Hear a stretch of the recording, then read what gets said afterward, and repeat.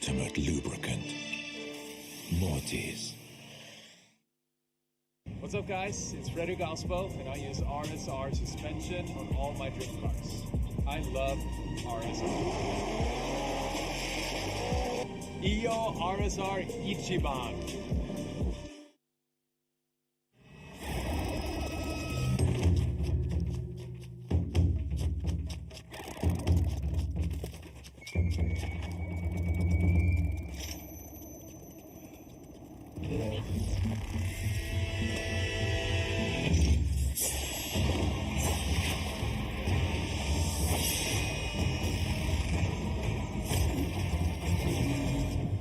Made in Japan. Breed.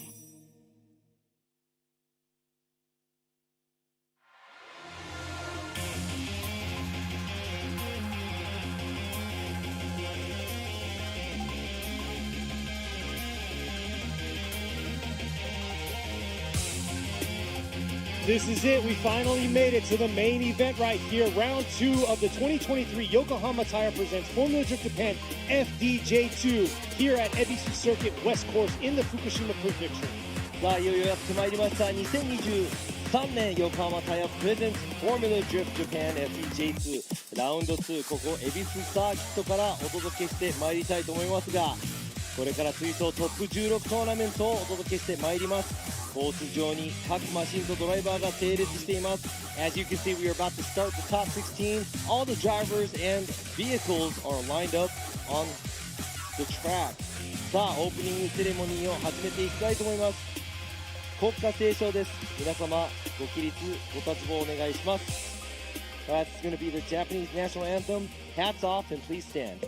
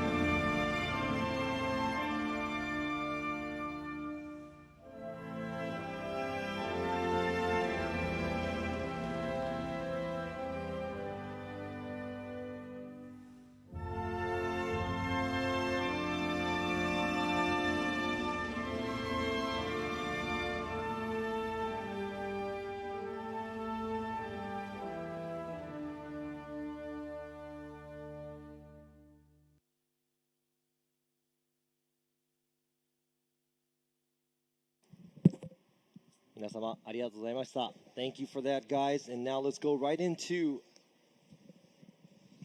introducing you the 16 drivers and vehicles here lined up ここでトップ16の対戦およびドライバーをご紹介してまいりたいと思いますまずジャッジ席から一番左手ですね、ベスト16一つ目のバトルです Driving the Harry's Auto with Big Kick Blocks Japan winning Suzuka Twin Round is he going to do a back-to-back win here qualifying first car number 43 Harry Yoza Going against him, just skimming by, locking in that 16th spot there. Out of the 37 cars, he's in the Team Kyushu with Urus and Cusco. R34, number 514, Keiichi Nomura. ベスト16、2つ目のバトルです。The second battle of the top 16, qualifying 8, driving the vehicle racing 180XX. Car number 320, Takuya Inaoka.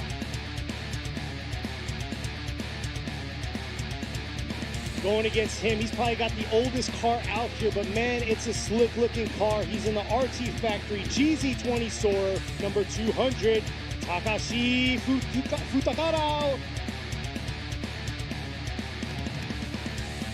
ベスト16、3つ目のバトルです。Their battle of the top 16, qualifying fourth in the Total House Team Dunlop, driving her father's car, the only female in the top 16 today.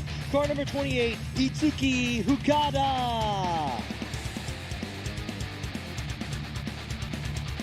Going against him, fan favorite out here, making it happen here. Huge fan base in the AMC Racing S14, number 2, Dr. Rubber.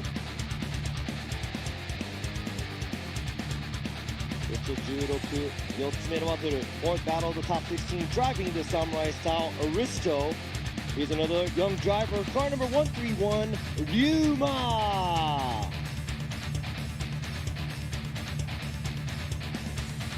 This driver finished second at Suzuka, trying to get another podium out here. He's in the Lauderdale Company with Freestyle S15, number 888, Jamakin.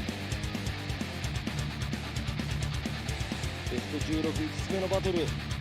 Fifth battle of the top 16, driving the Blast Black MY ガレドリ鷲倉温泉 S15, qualifying second, car number 104, Toshihiko Mizuno.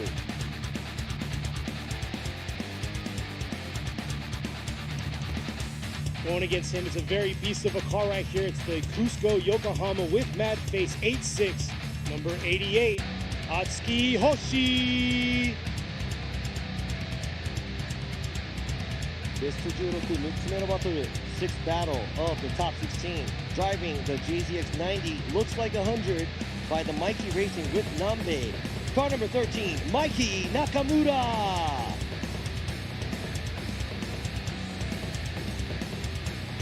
This driver's ready to knock him down right here in the Progress with Project Mu Motis S14, number 78, Kazuma Ikimoto.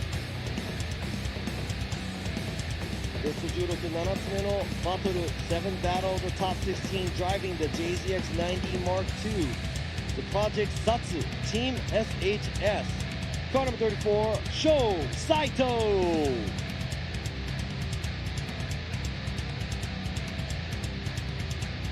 Man, the body lines on this car extreme. He's in the Twins Inc.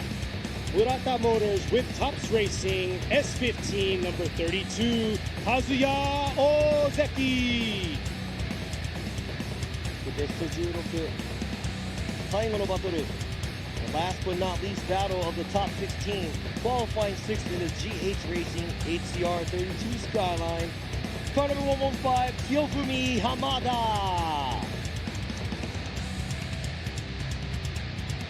Last but not least, this driver's ready to bang doors, represent Pakistan in the R Nation S15, number 786, Rohab Khan.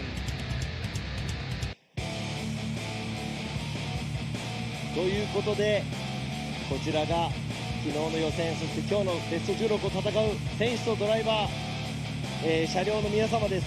These are the top 16 drivers that made it through the qualifiers from yesterday and going to be battling it out.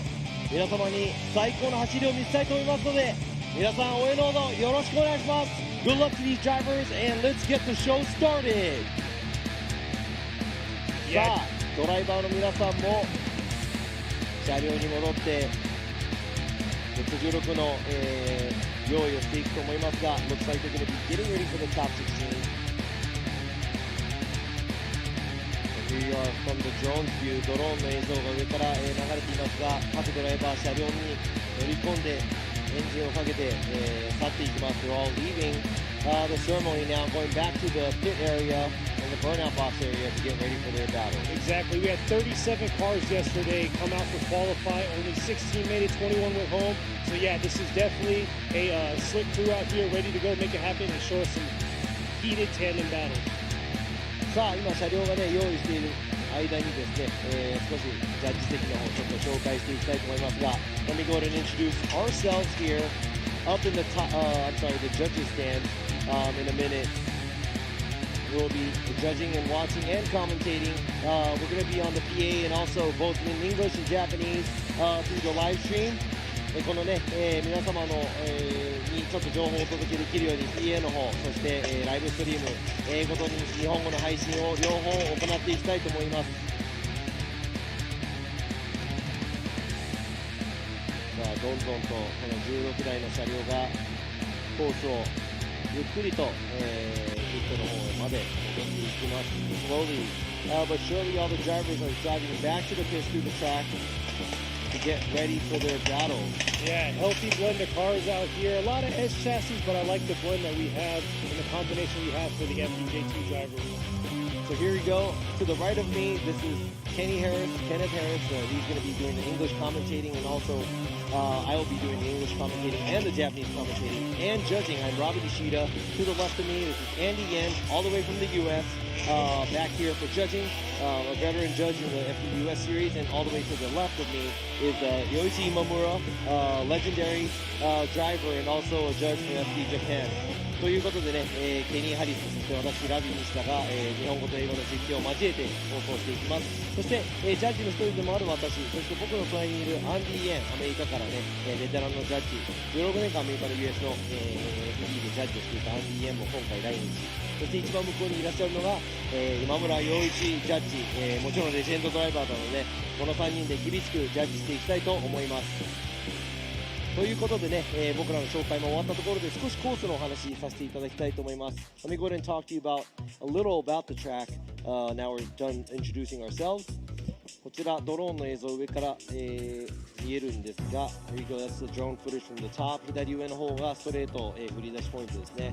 To the top left, that's where the initiation area is.And here's the zone description. ゾーンの、場所ですね。まず振り出し321コーンの、付近でもちろんドリフト状態に車を持っていき、アウトゾーン1、そして R がきつくなる末のアウトゾーン2、振り返してのタッチ&ゴー、そして右がフィニッシュライン目前にあるアウトゾーン3を、できる限りワイドなラインで走るという単純かつ、ちょっと難しいコースです。It's a very hard track because you see outside zone 1, 2, and touch and go, outside zone 3. Pretty much only 4 areas that we're looking at, but going from outside zone 1 to 2, being able to adapt to the angle difference from 1 to 2, that's going to be really hard. And also the touch and go in the outside zone 3 right before the finish line. It seems simple, but it's very hard. 単純っぽいけど、実はね、すごく難しいコースとなっております。さあ、FDJ3 に続き今回ねこの FDJ2 も、同じくなんですがちょっと使っているタイヤは違います。でも、同じメーカーのタイヤ全てのドライバーは、アドバンネオバ AD09 を、使用しております。All the drivers in FDJ2, FDJ3, all are on Yokohama tires. For FDJ2, they're all on Advan Neova 8009. 大切なタイヤがね、路面との関係に関してイコールコンディションになるので、楽しみになっております。It's very interesting because the tires are very important. You're going to be on the asphalt with the tire, and that's the contact area. All the drivers are going to be on the same tires. このアドバンネオバ AD09 の使い方、アクセルの踏み方はもちろん内圧の設定などタイヤの使い方、そして車のセッティングも、勝利への、鍵となっております。So the drivability, car setup, air pressure, all that's going to matter to how you're going to be able to handle and conquer this track. So it is hot. We're lucky and fortunate to be able to be in this temperature and condition here from FDJ2. What do you think? Exactly. It's been beautiful all weekend long. You can see right there on the track. Perfect conditions for these guys to make a smoke show for you fans out there. いや本当さっきからねすごく恵まれているんですが、このねちょっと暑いぐらいかなと思いますが、少し風もあって、まあ心地がいいような天候となっているので、いっぱいタイヤスモークが見られると思います。ということで、まあ、コースの全体を皆さんに見ていただいたんですが、こちら、ジャッジ席 That's where we're at on the judging stand. You can see us, give us a wave.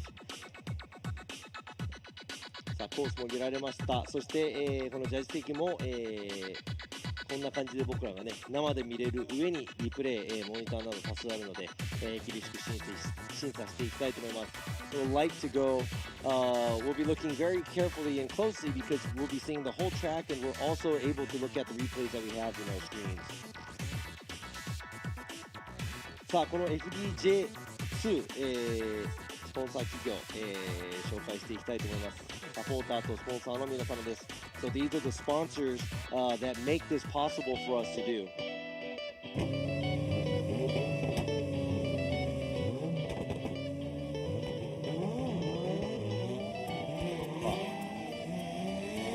横浜タイヤ様、横浜タイヤーズ。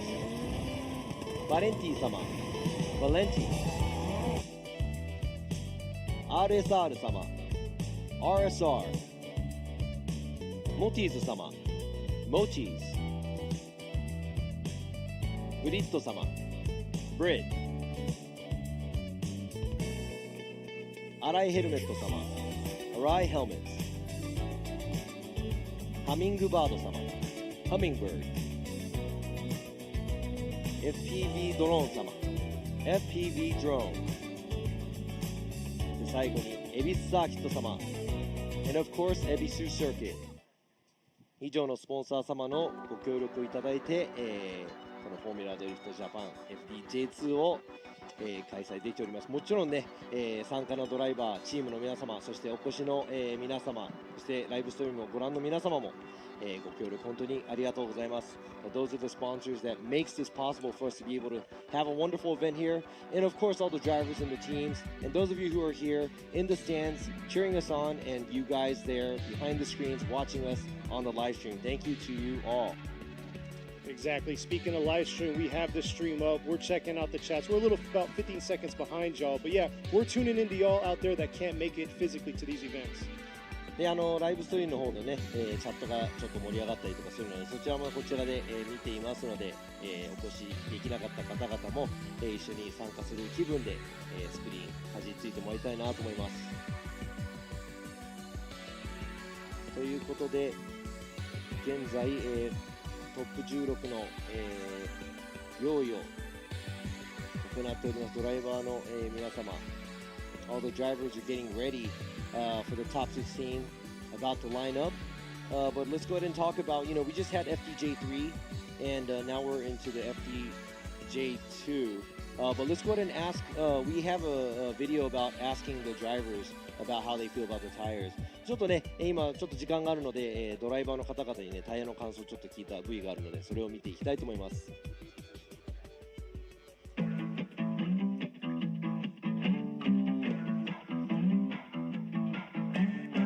去年も僕はRX7 で出てるんですけども、その時よりなんかグリップが上がったかなっていう感じが今日は特にしますね。やっぱハイパワーで振り回すのに十分なグリップ力はあると思います。ネオバはね、めっちゃいいですね、タイヤ。ウェットとか特にバランスが良くて、縦横、あと熱をちゃんと入れるとなんか本当に裏切らないタイヤですね。すごいタイヤ、結構僕の車は結構軽いし、もうバランスも全然こっちタイヤは結構いいです。そうアクセル踏むと結構進むし、横も結構いいだと思う。コントロールしてやすいです。ということでね、何名かのドライバー、にちょっとお聞きしましたが、We asked a few of the drivers about how they felt. One of them first, they said, he thinks the tires are good enough to handle a car with a lot of horsepower and low horsepower. And the other driver, Harry Yoza, also said, once he puts the heat in the tires, it's actually there and the grip is definitely there. And Mikey from Mikey Racing, he said, very, very easy to control.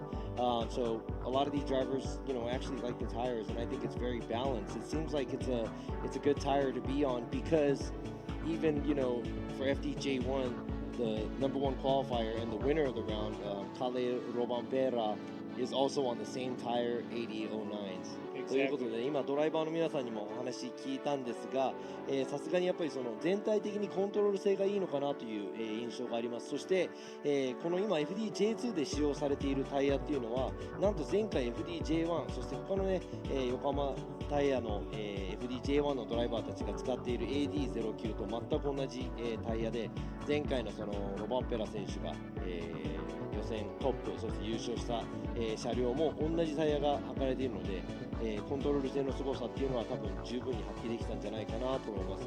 So I think he kind of proved how the tires were very controllable and very simple and easy to use, and he brought it all the way to the top. Exactly. He showed both dynamics in the rain and in the dry, so they got to see firsthand what the capabilities are for that tire. そうなんです。雨の中でも、使用しましたし、変わっていく、路面コンディションにも対応できているタイヤなんじゃないかなと思います。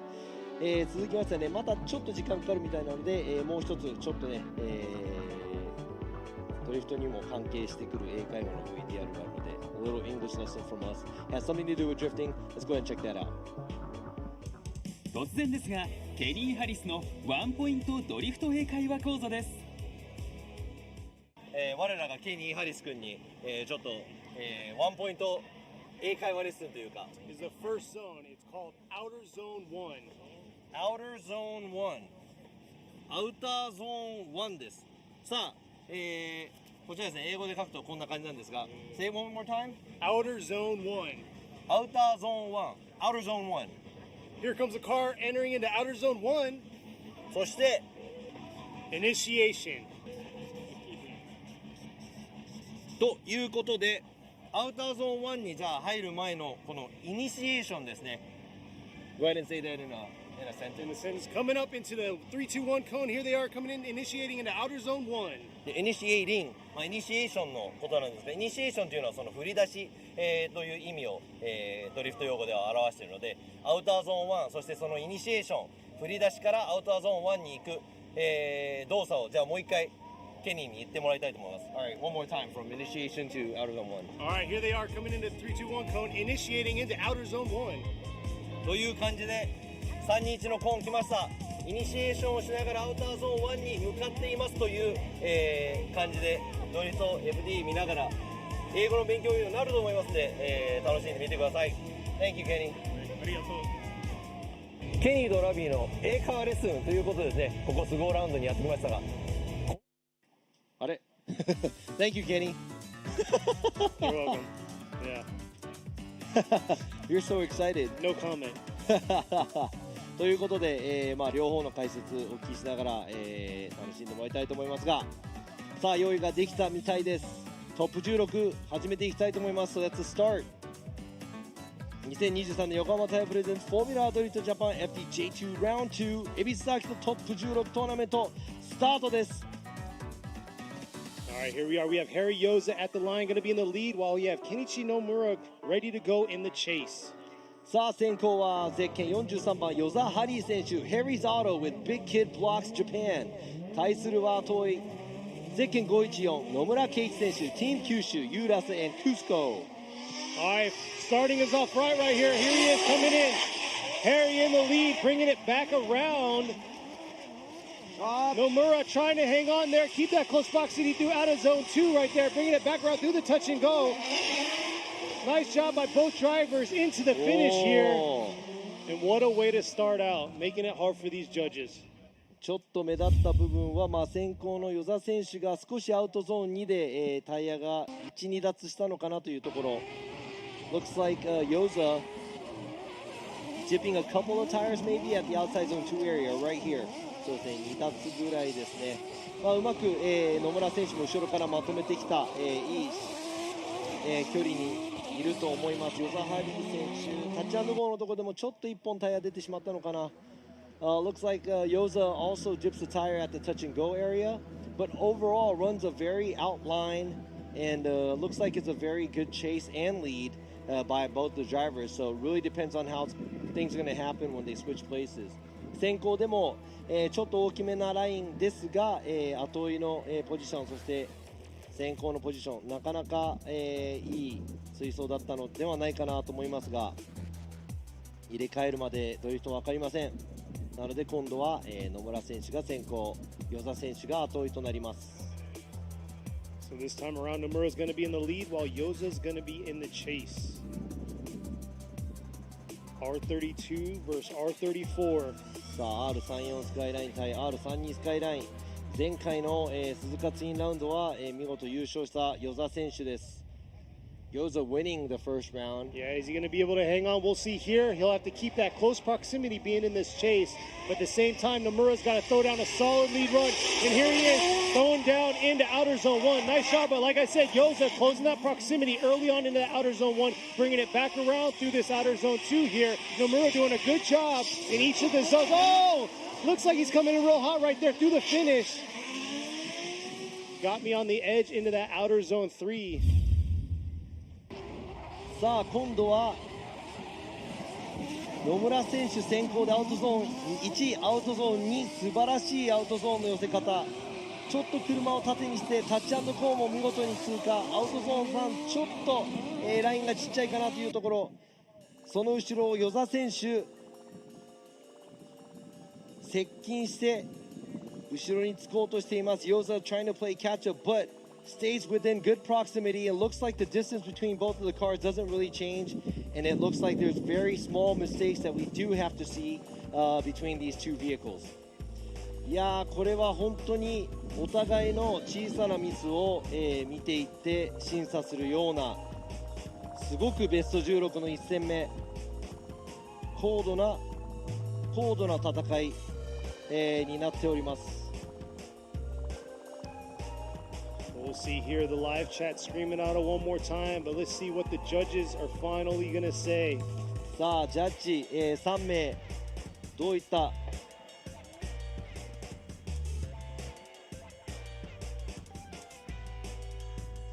right, here we are.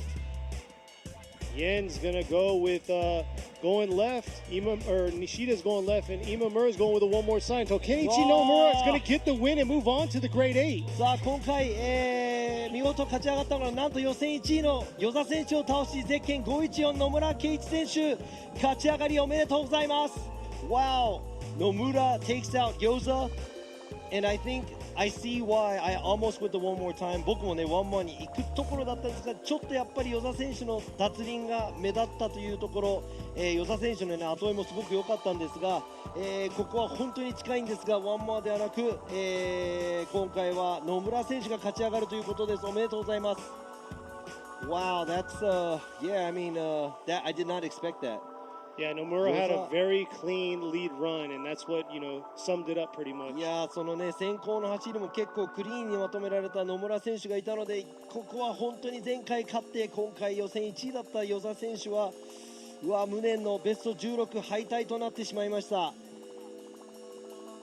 いやでも本当ねあのぐらい割れてしまうぐらいね、もうちょっとでも揺らいだらワンモアタイムぐらいの審査だったのでね、ベスト16の1戦目から、すごい走りが見れたと思います。 That's pretty impressive to see that from the top of the 16、because that was a very very close battle、by those two drivers。 さあ続いての、バトルです。ベスト16、2つ目のバトル、先行がゼッケン320稲岡拓也選手 Vehicle Racing、 そして後追いがゼッケン200番二川隆選手 R&T Factory。 All right, Inaoka's in the lead. Futagawa's in the chase. There he is coming around. Got to keep that close proximity. Diving into this outer zone 1 here. Oh, Jess holding on right there. Dipping 2 tires. Looks like might have been 3. We'll have to check back on that lead. Chase trying to keep the proximity, but just struggling all through the track. ちょっと先行の稲岡選手、先ほどの與座選手と同じくちょっと、タイヤが出てしまった。そして後追いの、二川選手詰めきれない、ぐらいですね。これはちょっとタイヤ2本だと思うんですが、ほぼ3本目はもうライン上かもしれないという、ぐらいちょっと出てしまいましたが、もちろんね入れ替えるまで何が起こるか分かりませんということで、二川選手が今度は先行、そして後追いには稲岡選手になります。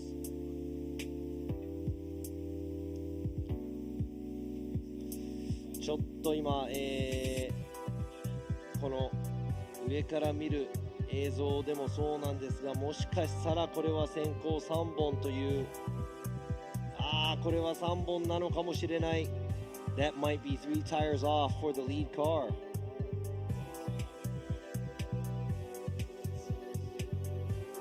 いやーすごいね、先行もすごくいい走りなんですが、ちょっと、アウトに行き過ぎてしまった部分、稲岡選手ちょっともったいないと思いますが、ドローンの映像で、もう一度確認していきたいと思いますが、これはやはり3本か2本か、3本に近い2本かもしれない。それは、頭に入れておき、今度は入れ替えて二川選手が先行、稲岡選手が後追い、走っていただきましょう。Let's go ahead and flip that around. That was very close to a 3. That might have been 2 tires. Let's have that in mind and go ahead and see the second run where Futagawa leads and Inaoka gives chase. Yeah, Futagawa's going to really throw down this time, make a solid lead run, hitting all the zones, not dipping the tires, but at the same time, Inaoka's got to close that proximity that Futagawa left in his chase. And here they are coming around into this outer zone 1. Nice job right there by the lead, bringing it back around to this outer zone 2, filling that outer zone 2 beautifully, bringing it back through the touch and go. But I like the proximity. A little bit closer would be nice, bringing it around to this outer zone 3. Wow. In the chase, taking a shorter line.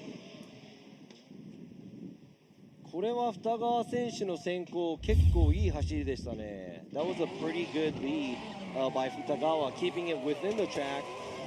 filling the zones, also filling the outside zone too from the beginning, and that's hard to do for some of the FDJ drivers too. FDJ2 なんですが J1 の時でも難しいとされているアウトゾーン2を、最初から最後までアウトに寄れた、二川選手、かなりいい走り、ちょっと、稲岡選手ね、最後の方ラインがちっちゃくなってしまいました。しかも、そこまでやっぱり寄り切れてない部分あります。Alright, Yen's going left. Nishida is going left, and there you are. Takashi Futagawa is going to get the win and move on to the Grade 8. ということで今回勝ち上がったのがゼッケン200番二川隆選手、おめでとうございます。稲岡選手、熱い走りでしたがちょっと行き過ぎた部分ありました。しかし二川選手の先行も良かったので今回は、稲岡選手残念ながらベスト16敗退となってしまいました。 Wow, it's like exciting tandems already. いやすごい、このベスト16も入って1本目2本目、熱い走りが見られているのでこのまま続けていってもらいたいと思いますが、次のドライバー2名 Next drivers to watch here lined up. Car number 28 Itsuki Fukada, Total House Team Dunlop versus Dr. Rubber AMC Racing ラバー博士対深田樹選手です。ちょっとまた楽しみな対戦が来ましたが、 Fukada's in the lead, Dr. Rubber's in the chase, and here they are approaching the 3-2-1, bringing it into this outer zone 1. Nice job on the lead, filling that outer zone 1, bringing it back around to the outer zone 2, getting right back on it here. Dr. Rubber trying to keep that close proximity around into this touch and go here. And contact was made right there after that transition. タッチ&ゴーの後ハーフスピン状態になってしまった深田選手、止まりきれずにラバー博士の車体ちょっと接触がありました。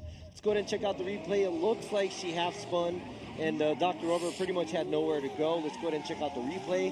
もう一度リプレイを見て検証していきたいと思いますが、こちらアウトゾーンに、終わってからタッチ&ゴーの後ですね。 After the touch and go right there, it looks like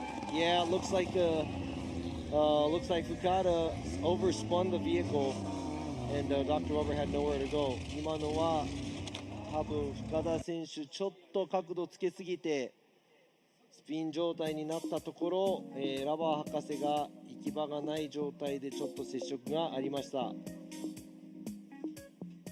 Yeah, it was looking like a really good lead run up until that touch and go. Man, that's very unfortunate. We'll see if the cars are going to be fine and ready to go for their second part of the battle.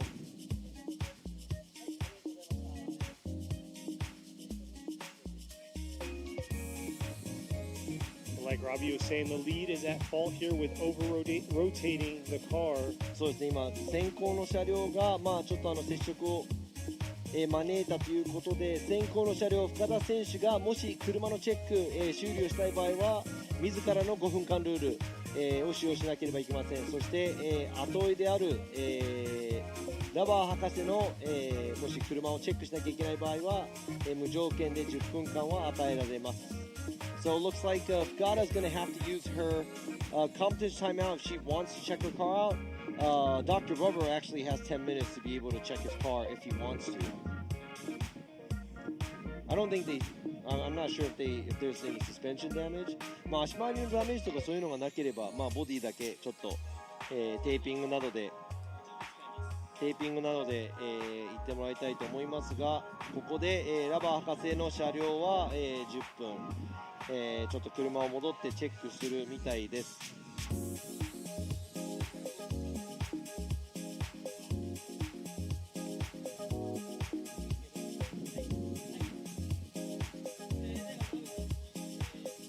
ということで、今まだバトルの途中ですが、今、車のチェックをしている間に、次のバトル、ウォームアップ始まるみたいです。So we're going to go ahead and move on to the next battle that we have while these drivers are checking their vehicles out. I think Fukada is also using her competition timeout. 深田選手もピットの戻っていったので、5分間ルールを、使用するみたいです。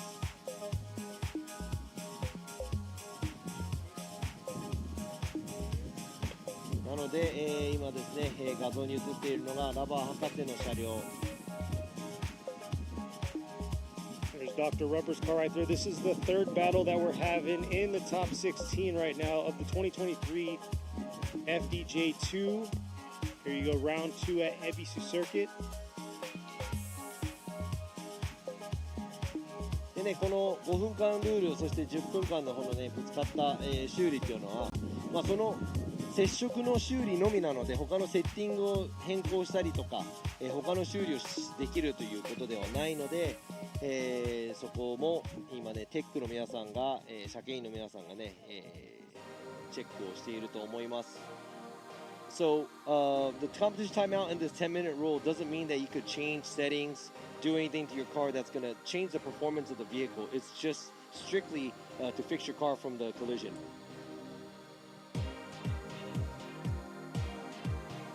さあ、続いてのバトル、用意ができたみたいです。先行、カーナンバー131赤い車、龍馬選手、サムライスタイル、レーシング、そして後追いがカーナンバー888、ジャマケン選手、ラウダダカンパニー with 株式会社フリースタイ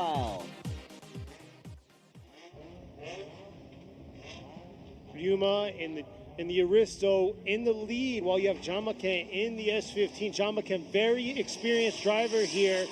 Podium, second at Suzuka, coming around. Look at that, nice lead run right there. Oh, but just too much over rotating right there. Jamaken taking back over right there, bringing it in through the touch and go into this outer zone 3. なんとこの若きドライバー、龍馬選手、先行でアウトゾーン1過ぎたあたりから、痛恨のスピン、大きいミスです。That's a huge mistake by the young driver Ryuma in the lead position after the outside zone 1 spinning out. そしてベテランドライバーであるジャマケン選手、その後ろを淡々と走っていきました。ジャマケン avoiding the collision, driving behind and around Ryuma, just finishes off the track. Man, and Ryuma finished 5th in qualified too, so we were expecting a solid lead run, and that's very unfortunate over rotating into that outer zone 2. いや、龍馬選手、予選が5位だったために、先行の走り期待はしていたんですが、痛恨のスピン。Yeah, he spun out, and like you said, you know, we're looking forward to the number 5 qualifying lead run. ということで、スタートラインにはもう、ジャマケン選手の車両並んでおります。そしてゆっくりとスタートライン後追い、ポジションに龍馬選手、並びました。Yeah, so Ryuma's lined up chase position, Jamaken in the lead position. さあ、この入れ替えてのバトルどうなるか最後までわからない。Never know what's going to happen till the end. Let's see what's going to happen when they switch sides. Exactly. Ryuma giving him a little bit of space right here at the line, so we're going to see how Jamaken's going to tackle that in the lead right here. Here he is going through the chicane now.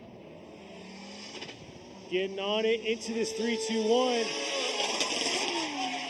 Jamaken coming into outer zone 1 right there, bringing it back around to the outer zone 2. Ryuma trying to close that proximity. Oh, Jamaken making a huge correction, straightening right there after outer zone 2.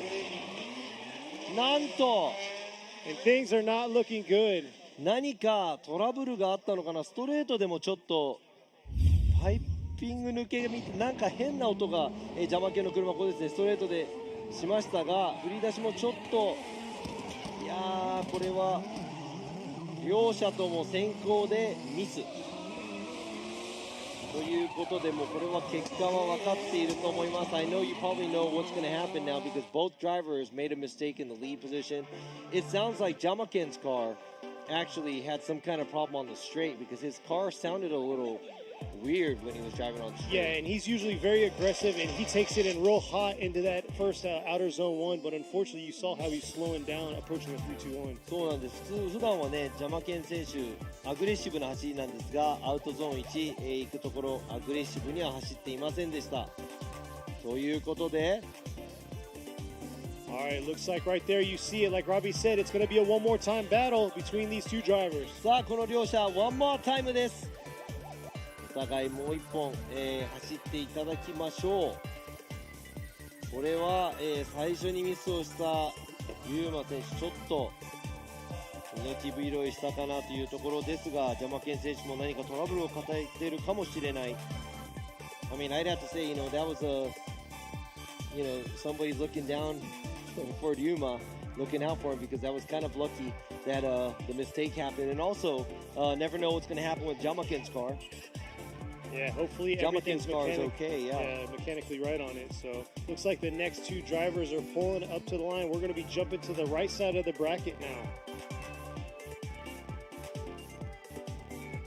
さあ、今ですね、ワンモアタイム、となりますが、先ほどの走行、もうちょっと後で、ずらして、今度はブラケットの右側、先行がカーナンバー104、水野俊彦選手、ブラックグラス MY ガレドリカイ、versus カーナンバー88、星敦樹選手、Cusco Yokohama with mad face. Hoshi right there in the chase, really aggressive from the start right there. Both drivers have been aggressive all during qualify. Here they are bringing it back around. Practice, they were the same way. Nice job on that proximity in the chase right there. Into this last outer zone here, taking a shallower line, though. That's definitely going to play すごい面白い。お互いね、アウトゾーン1に行くアプローチが全然違うんですが、同じ、ラインに乗せてきました。That was pretty cool because both of the drivers had a different approach going to the outside zone 1, dipping tires as a chase driver, Hoshi, but leading Mizuno, putting down a solid run, going over the outside zone 2, and dipping a few tires at the touch and go. ということで、先行走る水野選手、タッチ&ゴーでちょっとタイヤはみ出てしまいましたが、アウトゾーンにも、難なくいいラインでクリア。しかし後追いのね、星選手もアウトゾーン1に行くところ、でちょっとタイヤがはみ出てしまいましたが、その後、先頭体制に入り、追走モードになったということです。さあ、これは熱いバトル、繰り広げられてますが、予選2位の水野選手、後追いは予選15位、しかし、追走は得意とする星選手、今度は入れ替えての走りです。Qualifying second, Mizuno, chasing him down is qualifying 15, Hoshi. Looks like he's a very good chaser and aggressive, but both the drivers also making their own mistakes where Hoshi dips tires before outside zone 1, Mizuno dipping tires at the touch and go, but looks like he's on a good line. So this is going to be a good one to see. So we'll see how Hoshi's going to do this time in the lead, while Mizuno's going to be in the chase. Hoshi getting through the chicane now, approaching the 3-2-1. Very aggressive flick right there into this outer zone 1. Nice job. Trying to circle it around a little shallow in that outer zone 2 early on, but able to make it all the way out. Right here, flicking it back around through the touch and go and into this outer zone 3. And the chase left it a little safe on the proximity. ちょっと後へ離れてしまったんですが、先行の走りとしては星選手アウトゾーン1いいところを走りますが、中に入りすぎてアウトゾーンにうまくトレースするのが最後の方、そしてアウトゾーン3付近ですね、少しずつ、水野選手も近寄っていっているみたいですが、 There's the drone footage coming around. Filling that second half completely. The touch and go, bringing it back around into that last outer zone.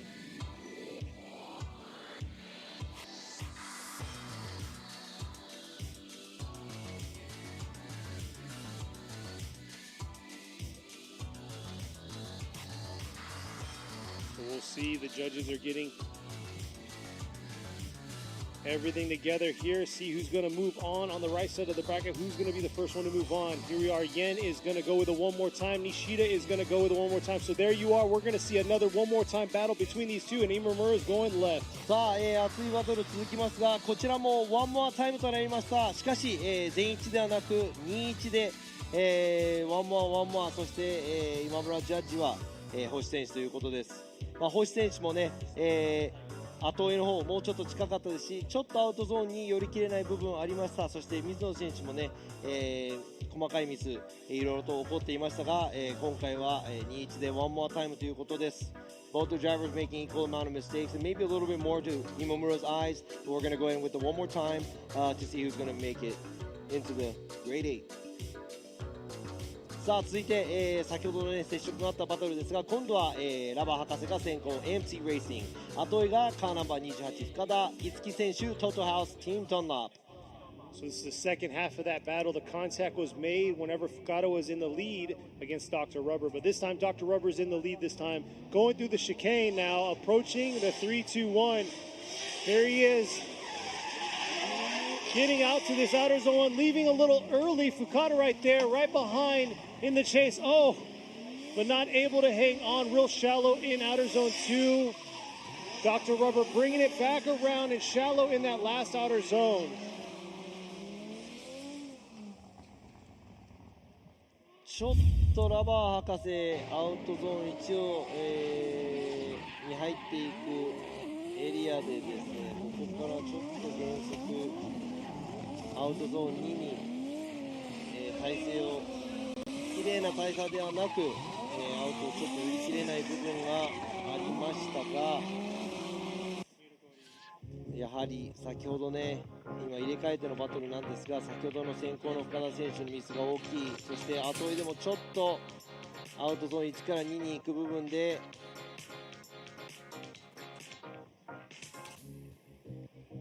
車をうまくコントロールできていない部分もありました深田選手。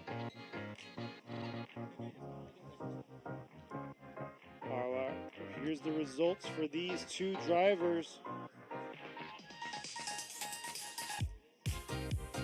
All right, Yen's going to be going left. Nishida is going to go left. And Imamura is going to go left. So there you are. Dr. Rubber is going to get the win and move on to the Grade 8. さあ今回のバトル、ラバー博士が勝ち上がりおめでとうございます。残念ながら若きドライバー深田選手、ここで敗退となってしまいましたが、父の日ということで、父の乗る普段乗ってるね、ドライバーとして乗っている車に乗れてお父さんも喜んでいると思います。さあ続いてのバトル、ゼッケン13番中村マイキー選手、マイキーレーシング with 南米 vs カーナンバー78池本和馬選手 Progress Project Mu Motis。 この対決、Ikemoto in the chase, Mikey in the lead right here. Mikey in the JZX 100 coming around into this outer zone 1 right here. Nice job filling that zone, bringing it back around into this outer zone 2. Dipping a tire early on, but bringing it right back here into the touch and go. Oh, missing the touch and go right there to outer zone 3. ちょっと、中村選手先行アウトゾーンに行き過ぎちゃったところ、ここも、一応ですね、池本選手タイヤ1本脱輪、そして中村選手タッチ&ゴー入れない、感じでしたね。先行では、綺麗とは言えない、走り、もちろん池本選手も、できる限り、近い場所で追いかけていますが、アウトゾーン3もちょっと小さい、ラインになっているみたいです。さあこちら映像に映っています山中真央選手、マッサージを受けてますね。あれは未来モンスターの箕輪宏也選手からマッサージを受けている、山中選手。 That was Yamanaka getting a massage from the young driver FDJ2 Hiroya Minoa, and you could see a lot of the camaraderie that they have here, in the FDJ and FDJ2 drivers. FDJ でも J2 のドライバーもね、みんな仲良しといったところですね。さあ続いて、入れ替えての、走行です。今度は先行池本選手、後追い中村選手。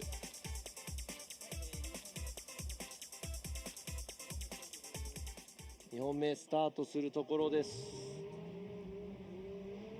Here they are starting the second part of this battle. Ikemoto's in the lead this time. Approaching the 3-2-1. Mikey real aggressive on the start into this outer zone 1. Ikemoto bringing it back around. Looks like he's dipping a tire right there through that outer zone 2, but Mikey not letting him breathe at all, giving him no space around this last outer zone into the finish there.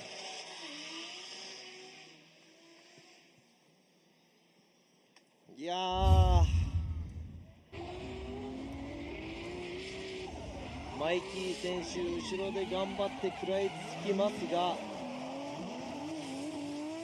ちょっとラインがもちろんね、ちっちゃくなって体勢がアウトゾーンに、崩れてしまった部分はありますが、こちらも最後アウトゾーン3、すごくね、距離感を大切にして、走っているの分かっているんですが、やはり、同じラインをできれば、通ってほしい。そして、先行での走り、池本選手かなりいい先行の走り。And there you are, two, and now all three judges going with Kazuma Ikemoto, who's going to get the win and move on to the grade 8. ということで今回の戦い、勝ったのがゼッケン78番池本和真選手、おめでとうございます。大健闘中村選手、前回表彰台、今回はなんとベスト16で敗退、となってしまいました。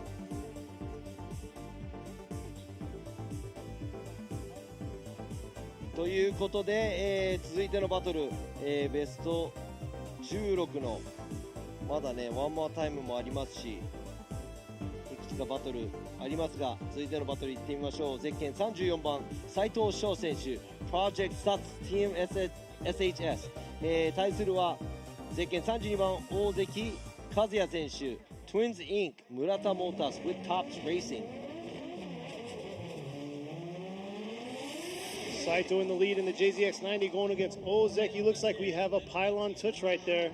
パイロンタッチです、リスタートとなります。この辺は J2 ドライバーはね敏感かな。スタート地点に戻っていきます両者。もちろんこのパイロンタッチフライング、などですね、3ストライクでその走行終了となってしまいますので、ドライバーたちには気をつけて、いただきたいと思います。 Obviously 3 strikes are out.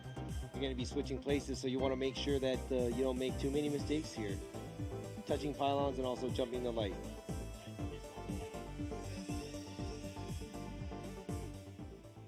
Now it's going to be restart. さあリスタート、仕切り直しです。All right, there you go. Saito making it through the chicane, approaching the 3-2-1 here.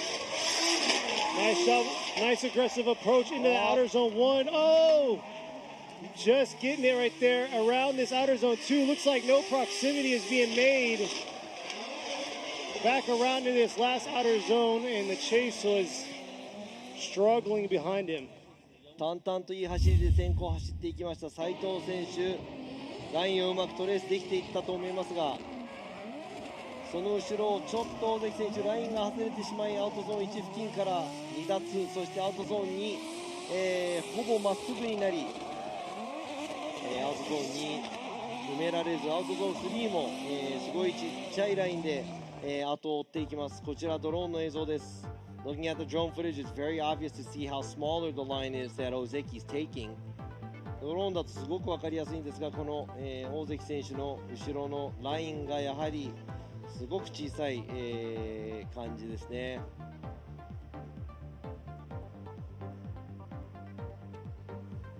さあ両者、スタートラインに戻っていきます。Going back to the start line, both of the drivers.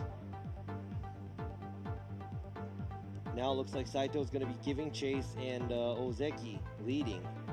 今度は入れ替えて大関選手が先行、そして斉藤選手が後追いポジション。斉藤選手先行では調子良かったんで、後追いではどんな走りを見せてくれるのか。That's a good lead run, Saito. Eager to see how he's going to do in the chase position. Exactly, he has the upper hand right now. Ozeki this time in the lead. Saito in the chase. Look at that. Saito early on being aggressive into this outer zone 1. Nice job through that outer zone 1. Just hanging on, trying to hold on in that position in the chase with the proximity. Losing a little bit there through that outer zone 2. But swinging into this touch and go to outer zone 3. Not bad in the chase.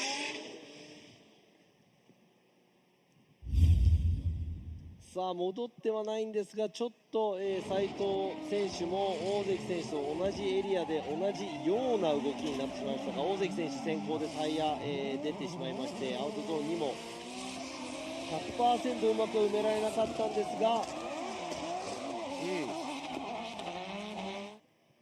もちょっと、先行でのね、走りどっちが良かったか、そして後追いでのポジションどっちが良かったかをちょっと、ジャッジの方で考えた上での結果を出そうと思います。So all three of us are going to be thinking about how well they both led and how well they both chased.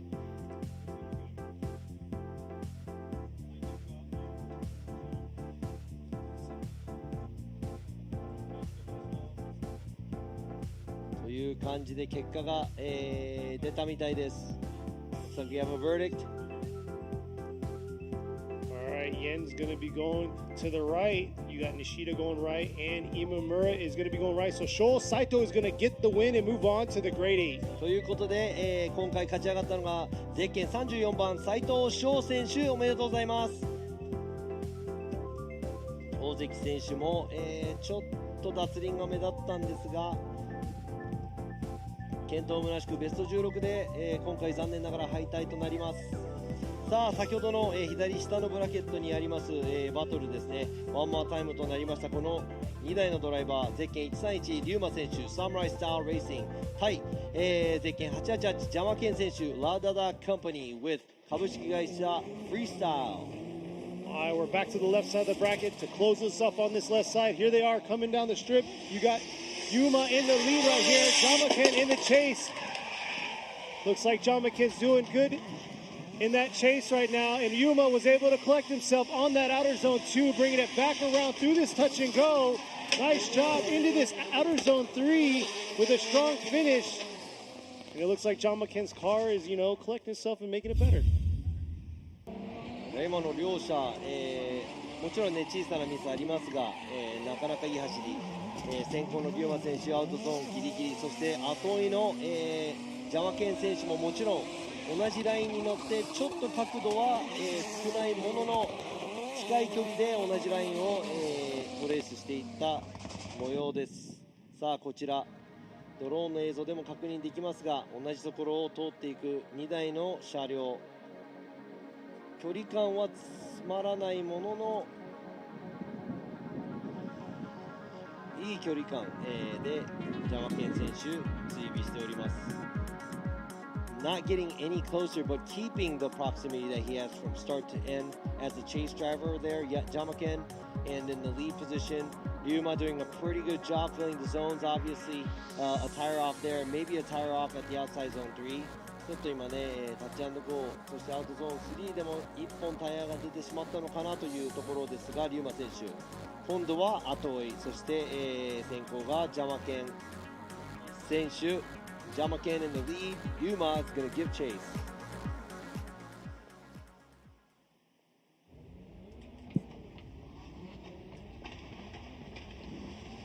All right, Jamaken's in the lead, coming into this 3-2-1. Here he is, bringing it into outer zone 1. Nice job coming back around to this outer zone 2. Looks like he's dipping a tire, making an adjustment. Ruma's right there on him. Swinging back around into this last and losing it right there, coming off track in that last outer zone for Jamaken. いや今のリプレイ、ミスを犯した場所をちょっと確認しなきゃいけないんですが、両者ジャマケン選手先行、鋭い走り、アウトギリギリですが、ここアウトゾーン2のエリアですね。龍馬選手は戻っていないんですが、ジャマケン選手アウトゾーンに戻って、その後アウトゾーン3でも、飛び出してしまいました。いや今のね車を縦に転がしてしまった、そしてコースアウトをしてしまったジャマケン選手、ドローンの映像で確認できます。It's really obvious that Jamaken drives his car straight after the outside zone 2 area and pretty much goes all 4 tires off, I think, at the outside zone 3 area.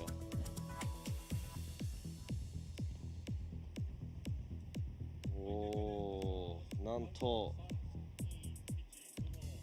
車に何かあったのか。 The official call, Yen is going to go right, Nishida is going right, and Imamura is going right. So Ryuma is going to get the win and lock it in for the grade 8 on the left side of the bracket. なんと若きドライバーリューマ選手勝ち上がりおめでとうございます。ここでベテランドライバージャマケンをベスト16で下しました。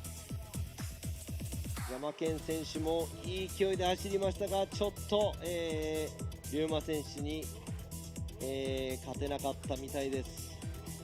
さあ続いて先ほどのワンモアタイムもう一回いきましょう。先行はゼッケン104水野俊彦選手、ブラスラック MY ガレドリはい、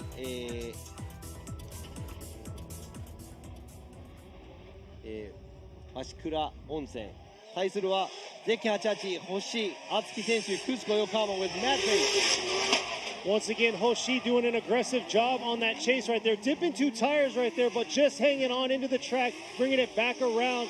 Lead, nice job right here, flicking it back into this outer zone 3. But very aggressive on the chase. すごいこのラインが交差しても、同じ場所に戻っていくというこの2台、ちょっと面白いですが、こちら水野選手先行、そして星選手後追い、ちょっとワイド、タイヤ2脱でアウトゾーンにうまく、合わせていきます。そして距離感はバッチリ。ここで水野選手もアウトいっぱい、ちょっと1本タイヤ出ちゃったかなというところですが、この2台熱いバトルです。やはり勝ちを目的としてこの走っています。この2台闘志がもう感じられるような走りでしたね。It looked like, both of the drivers are aggressive and they are going for the win, and that's probably why the aggression is. I can feel the aggression through the driving of these both drivers.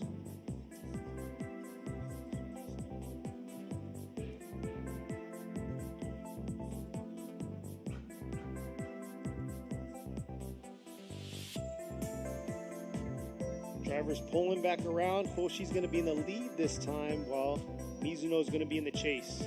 さあ今度は、星選手が先行、そして、水野選手が後追いとなります。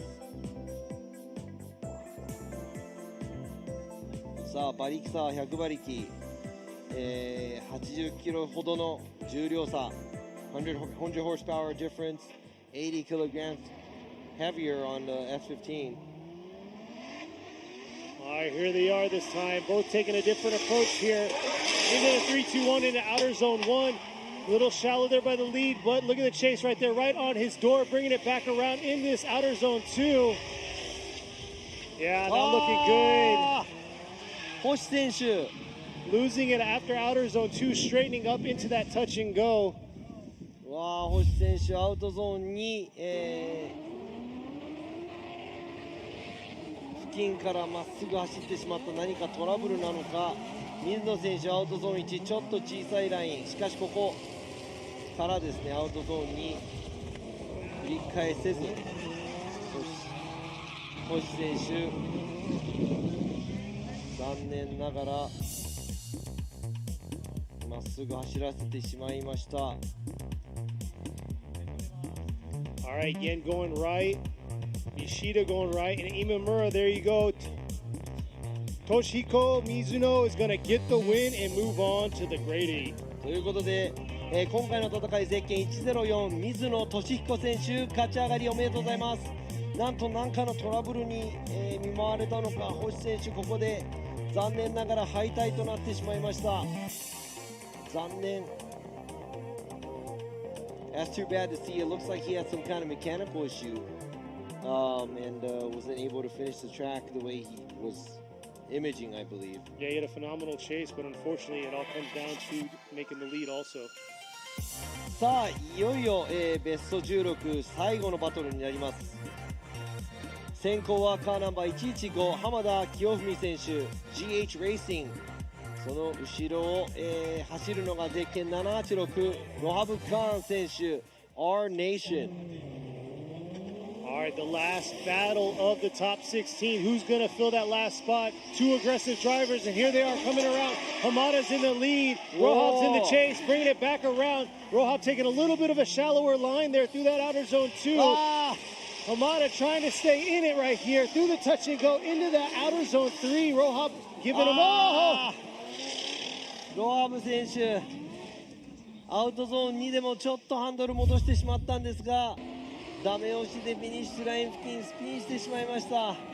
Unfortunately, Hamada laying down a pretty solid lead run right here. Rohab straightening, and after that, giving chase and spinning out right before the finish line.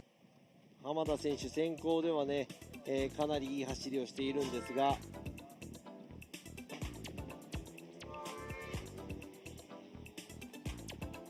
ちょっとね今浜田選手も先行でアウトゾーンに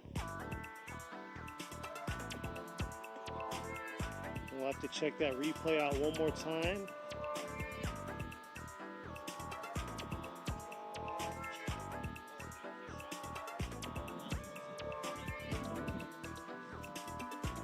Judges are checking out one more replay between these two with Hamada in the lead. ちょっと浜田選手の先行がこちらで、でも浅いけど、yeah, he's shallow but he's drifting. さあ、続いて入れ替えてのバトル。今度は、ロブ・カーン選手が先行、そして浜田選手が後追いになります。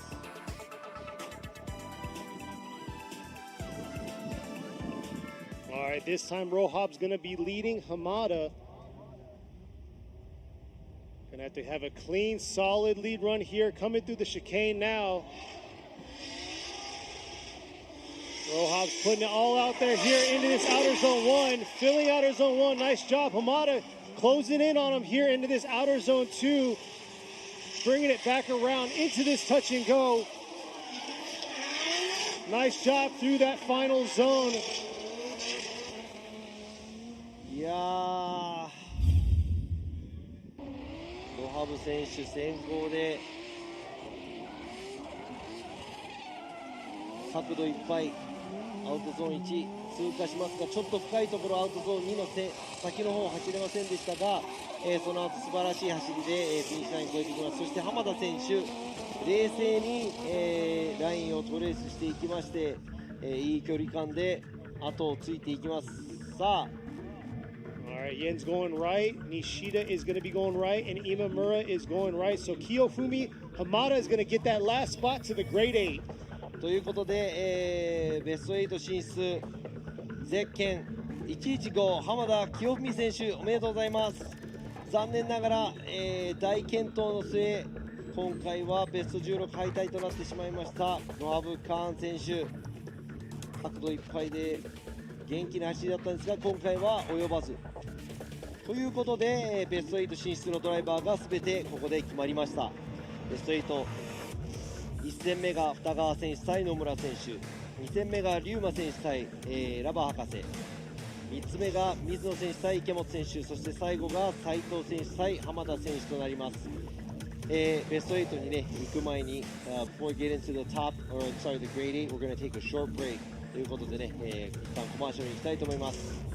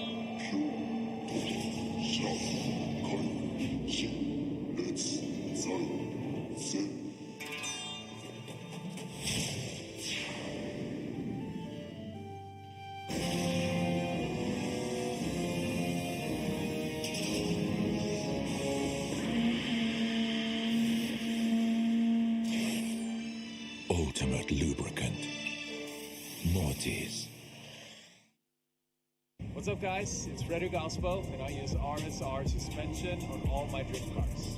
I love RSR. Iyo RSR Ichiban.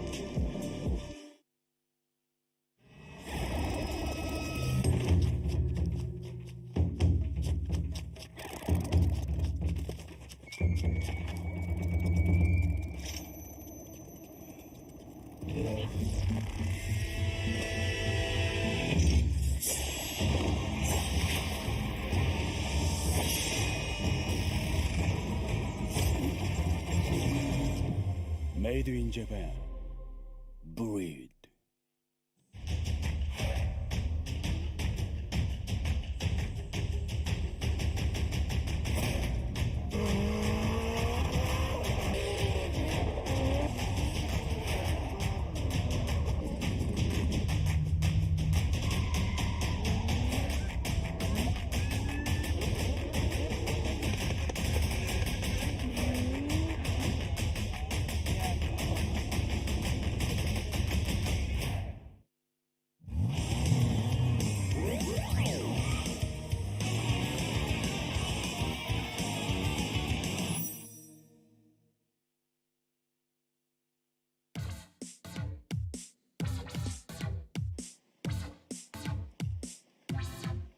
And we're back. We just got done with the top 16. Here we are moving on to the grade 8 of round 2 of the 2023 Yokohama Tire Presents Formula Drift Japan FDJ2 here at EBISU Circuit West Course. 2023年横浜タイヤプレゼンツフォーミュラードリフトジャパン FDJ2 Round 2恵比寿サーキットのベスト16が終わったところでグレード8へ、トーナメントを進めていきたいと思います。Let's go ahead and move on to the grade 8。さあこの8名のドライバー、一つのバトルをもう制しエンジンがどんどんかかってるんではないでしょうか。ちょっとね、もうちょっと頑張って欲しかったドライバーもいれば、素晴らしい走りで、勝ち上がってきたドライバーもいます。さあどんどん進んでいきたいと思いますが So here we are.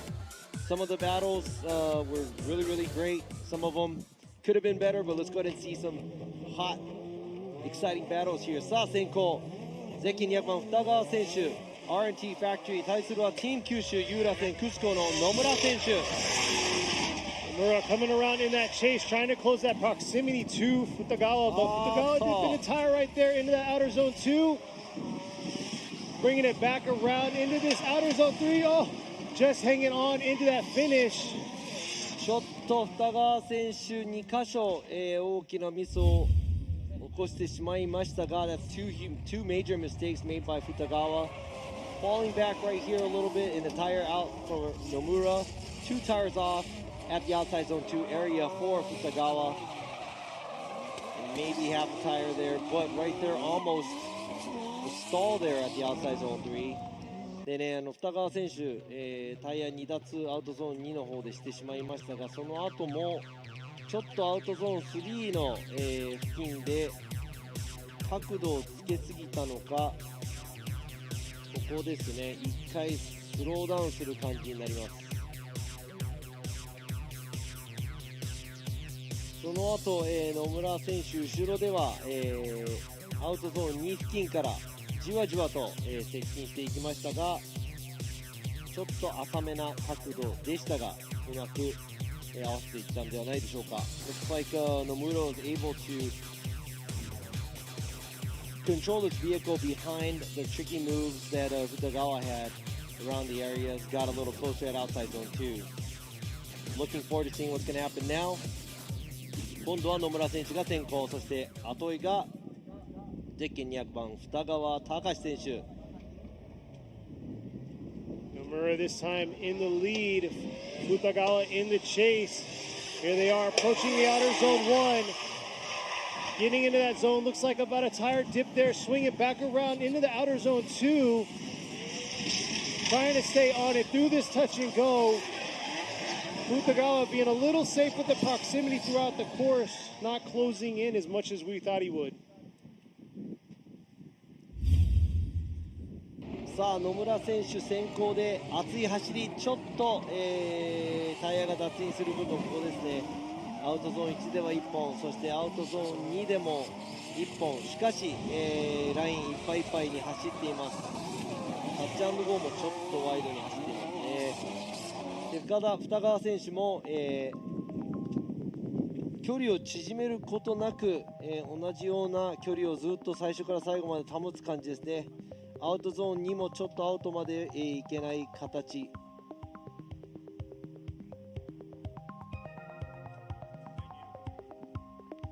ということで、お互い 100% クリーンな走りではなかったのですが、お互いミスも見受けられます。Both the drivers not the cleanest runs from each other, also making mistakes on both ends. All right, Yen's going to be going left. Nishida is going right. And Imamura is joining them. There you go. To the left. Oh. Keiichi Nomura is going to get the win and move on to the final four. さあゼッケン514野村圭一選手勝ち上がりおめでとうございます。ちょっと、二川選手が犯したミスの方が少し重かったかなというところ、野村選手、なんと準決勝まで勝ち上がっていきました。二川選手にもね、次回期待したいと思いますが、続いての、戦いです。先行はゼッケン131リュウマ選手サムライスタイルレーシング、そして後追いがゼッケン2番ラバー博士 AMC レーシング。Oh, looks like we got up. さあこれはフライングなのか、フライングみたいですね。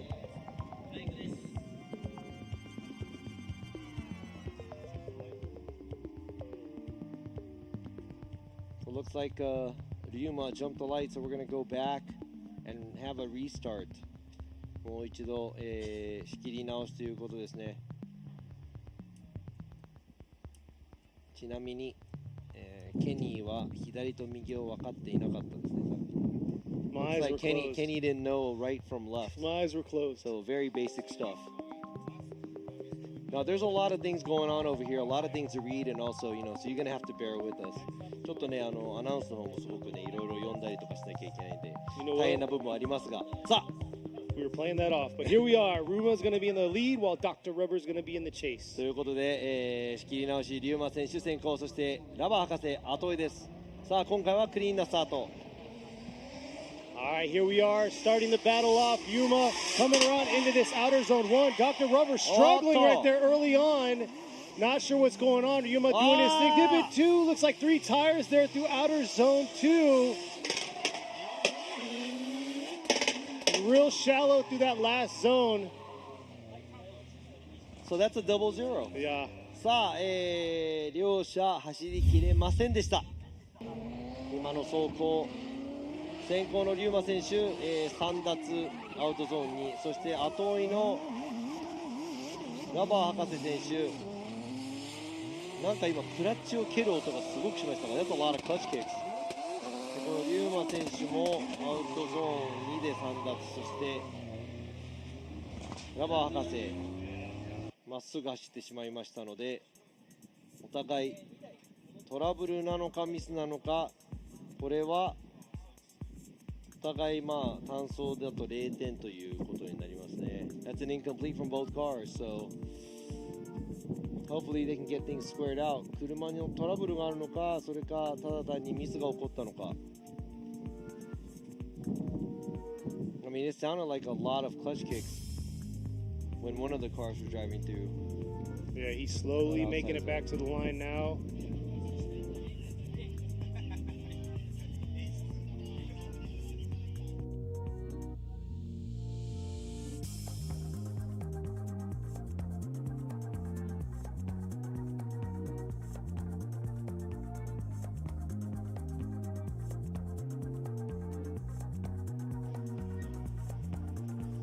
A lot of fans for Dr. Rubber out here. Yeah, but it sounds like maybe somebody might be throwing in the towel here, trying to get information from our tech guys.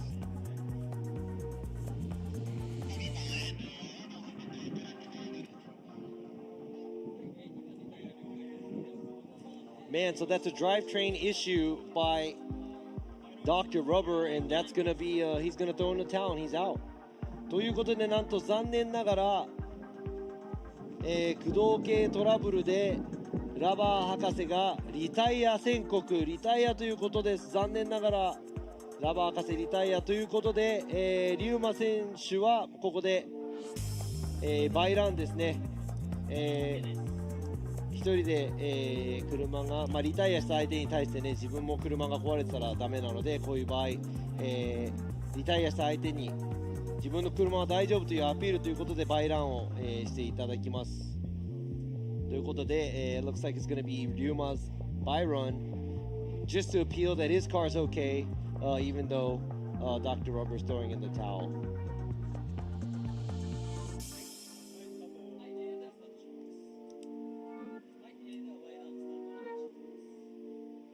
It's very unfortunate for him. Ryuma skimming by 2 times now, 2 rounds, spinning out first time in his first battle in top 16, losing it here, but able to get by. So we'll see if he can carry it all the way through, because he's going to be battling it out against Nomura in the semifinals. いやこの単走はね、なかなかいい走りをしていきますリューマ選手なんですが、先ほどもスピン、そしてもう1回、ワンモアタイムとなり、ジャマケン選手に勝利。そして今回は相手のトラブルにより、自分もねノーポイントの走りみたいな、感じでしたが、幸運の持ち主のこのゼッケン131リューマ選手の勝ち上がりということで、準決勝では、野村選手と対決ということですね。Yep, all judges went right, and Ryuma's getting the win. Yeah, Ryuma got the win, going against Nomura. And like you said, you know, his bye run was actually pretty nice. Yeah, looked very good for hopefully a good solid lead run whenever he goes into the semifinals. It looks like that's the left side of our bracket filled out. We're moving on to the right side. さあブラケット左側は、これで野村選手対、リューマ選手、準決勝の戦いですね。さあ続いて準決勝に、進んでいけるドライバーはどちらのドライバーか。予選2位の、ゼッケン104水野俊彦選手、ブラス・ブラック MY ガレドリ海鷲倉温泉対するはゼッケン78池本和馬選手プログレスプロジェクトミューモティーズ、どちらが勝ち上がるか。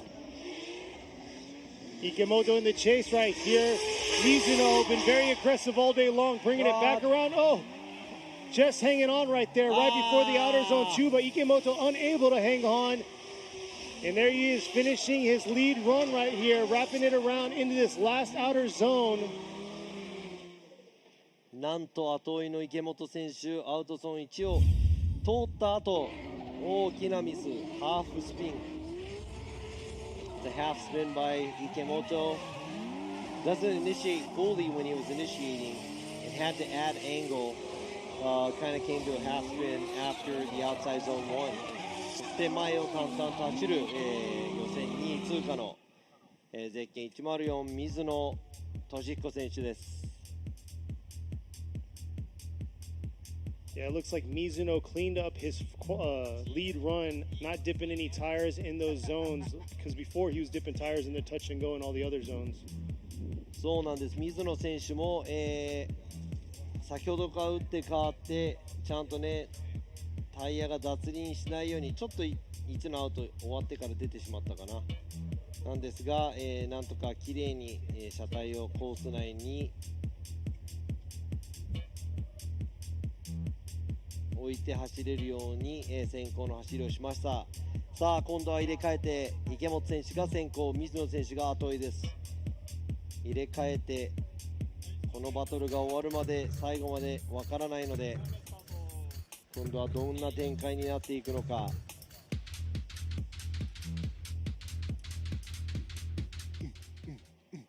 あれMizuno this time in the chase position while Ikemoto's going to be in the lead. See how Ikemoto's going to do here. Has to clean up that transition from that outer zone 1 to that outer zone 2 here. Just hanging on right there, bringing it back around. Mizuno keeping close proximity to him into this last outer zone. Oh, it looks like a little bit of a stall right there by Ikemoto into the outer zone 3. ということで、今の走り池本選手ちょっとアウトまで届かない。そして、最初にしたミスほど大きいミスは水野選手していないということで、うまくこちらも繰り返し池本選手ちょっと、アウト、タイヤも脱輪してしまいました。そして角度をちょっとつけすぎてアウトゾーン3届かない感じでした。Alright, Yen's going right, Nishida's going right, and Imamura is going to go right. So Toshihiko Mizuno is going to get the win and move on to the final four. ということでこの戦い、ゼッケン104水野俊彦選手勝ち上がりおめでとうございます。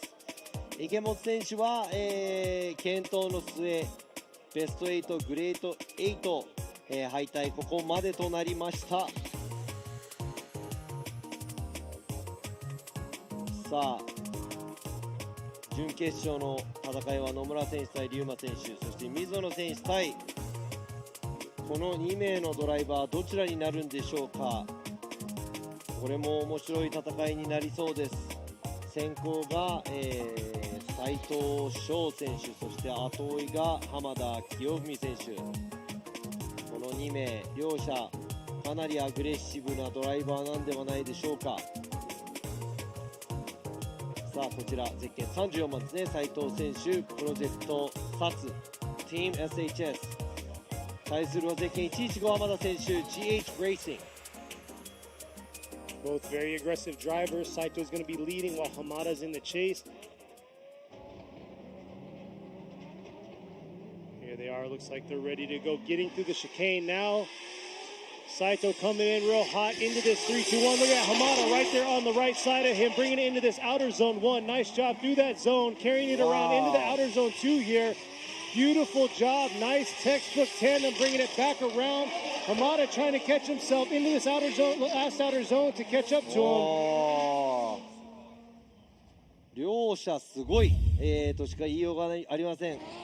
Super impressive. Both drivers. Lead car does a great job. Chase car puts himself in a good area, stays on the similar line as the lead car.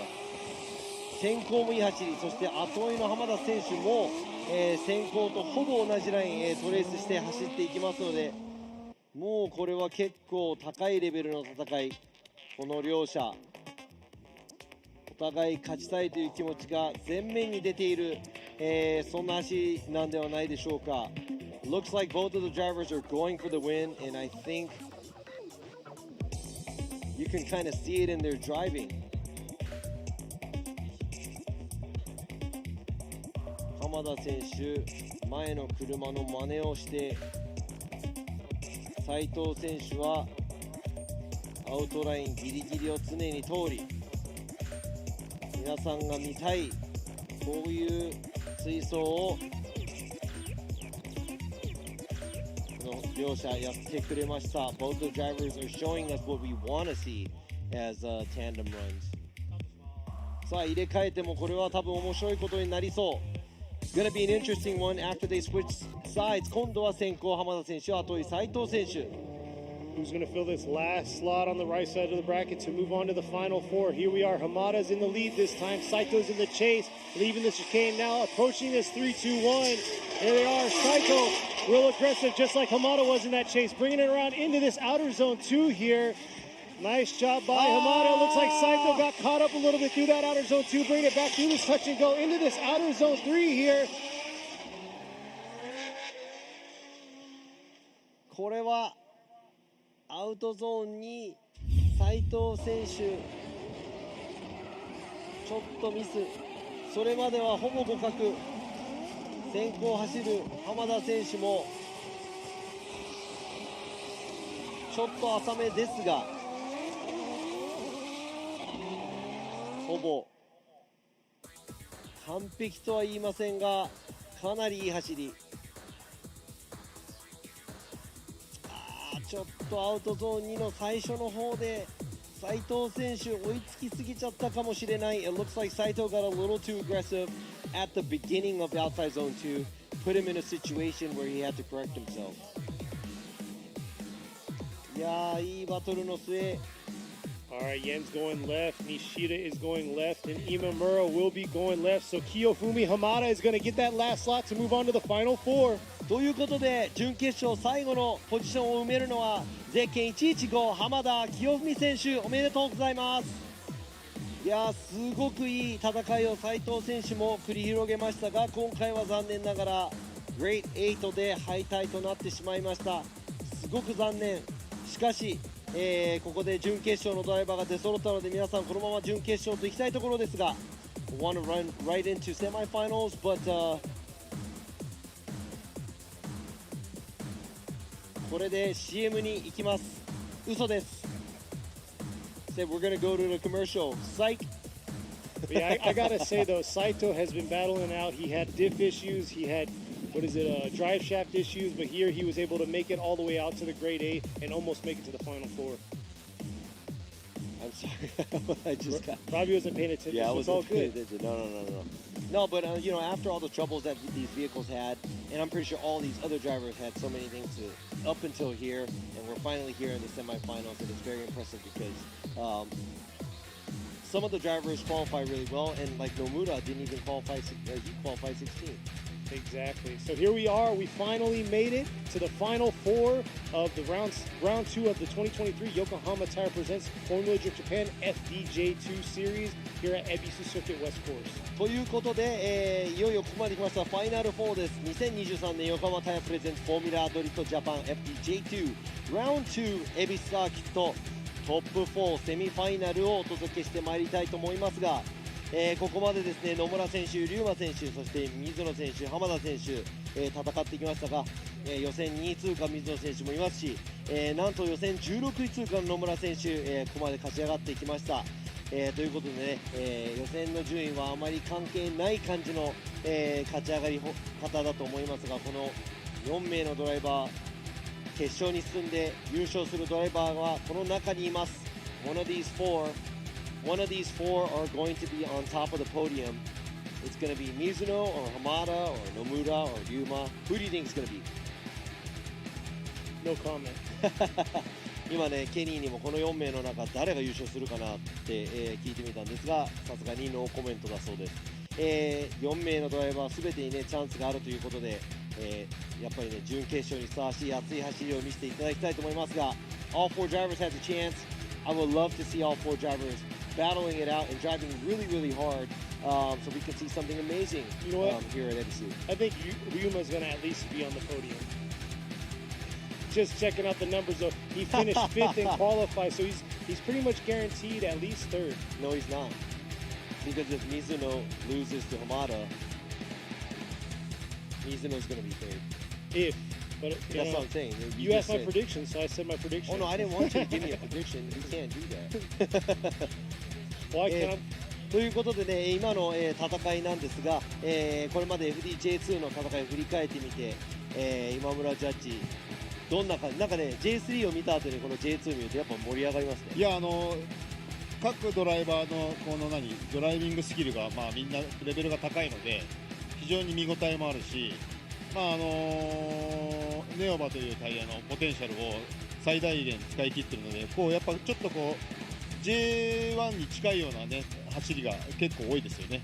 いや本当ですよね。今言った通り、さっきの追走でJ1 にも通用しそうなそういう走りがあったと思うんで、はい、それは多分非常に見応えがあります。はい。He said it's very interesting because going from a J3 round to a J2 round, looking at the skill difference, there is some, but also being able to see the drivers drive on the Advan 8009s, which is a different tire from what we have in FDJ3. Imamura sees it as some of these runs also mirrors and looks like some of the J1 drivers. いや本当でも、こういう J2 のドライバーが活躍して、ああいう走りを見せてもらえると、その J1 にもすぐ通用できるドライバーはこの中にはいっぱいいるってことですね。だから全然通用するんじゃないですか。で、J1 の方でもネオバ使ってやってるから、全然そのままね通用するようなドライビングスキルあるドライバーがいっぱいいるんで、ちょっと楽しみですよね。そうですよね。この先が。はい。So Imamura's looking forward to it as well because he said, we were talking about how some of these drivers look like they'll be able to go drive in J1 right away. And a lot of the J1 drivers are also using this Advan 8009s in J1. So it's not just the J2 drivers that has these advents. So really looking forward to seeing which driver is going to actually come up to J1. Now before we go into the competition, you see the cars warming up. 今バーンアウトボックスでねタイヤを、温めている、ドライバーいますが、ここでアンディ・エン、ジャッジにもね、いつもは昔、FDUS の方、ジャッジしてて、今回初めて J2、J3 ジャッジをしているのですが、How do you think and what do you think about these drivers competing in J2 and J3 compared to what you've seen previously in the US? Again, I think it's great that they are having these different tiers and brackets of competition for different competitors and their skill level. And at the same time, what is most impressive for me is that you see guys from J1 helping out the J2 and J3 guys. That's really, really good because they'll step down, they'll coach, they'll spot, they'll even lend out a vehicle to get them going and get them practicing. So all in all is to bring all the drivers up to FDJ1 at the end of the day. That's their end goal. And then you see that a lot in Formula Drift US too. A lot of the original drivers are starting to be team owner, manager, and principal. And then at the end of the day, I guess it's paying it forward, going from there. Okay. Thank you, Andy. 今ね、やっぱりいろんなスキル、レベルがありますが、J1 から J3、各スキルに合わせたそのね、ドライビング、そしてそのコーチとして、手伝ったり、J1 のドライバーがいたり、J3 のドライバーが手伝ったり、そのお互いを、極めるために、どんどん頑張っていってるのが目に見えて楽しいということで、さあ、準決勝の用意ができました。今スタートラインについているのがゼッケン131リュウマ選手サムライスタイルレーシング、対するは東映ゼッケン514野村圭一選手ティーム九州ユーラス&クスコ。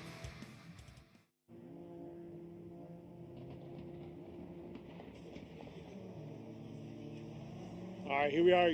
Yuma's in the lead this time. Nomura's in the chase, and here they are coming around into this outer zone one here. Yuma, nice job filling that zone. Oh! Looks like a little bit of an over-rotation right there, leaving that outer zone one into outer zone two, bringing it back around here. Yuma doing his thing, leading. Nice job in that last outer zone, but man, なんとここでここまで遠い好調だった野村選手、龍馬選手の後ろで角度をつけすぎて、ハーフスピン状態になってしまった。その後ですね、ちょっと、龍馬選手アウトゾーンに出てくるところでちょっと縦に、戻ってはいないんですが少し戻しながらアウトゾーンに出てきました。さあこちら上から見るとすごく分かりやすい。ちょっと野村選手アウトゾーンにも届かずほぼ、ハーフスピン状態。いやーこれは準決勝ここまで来てこうなるとはちょっと思ってもいなかった。 I did not imagine that happening. We're at the semifinals. Nomura pushing it a little too hard, coming into almost in half spin after the outside zone one following Ryuma. Not looking good for Nomura, but he does still have his lead run. もちろんね野村選手今度は先行思い切った走りをしていただきたい。そしてRyuma選手もまだまだ、後ろ追尾をしなきゃいけないのでこの1本で決まるのか、それか他のシナリオがあるのか。 Is there a different scenario to the ending of this battle or is this going to be it? We'll see here. Ryuma's got to keep it up here in the chase, going against Nomura. Nomura looking like he's real aggressive, putting it all on the line here, ripping through outer zone one, bringing it back around to this outer zone two. Nice shot through that zone, switching back through the touch and go. Ryuma leaving a little cushion there in between. Another huge correction right before the finish line.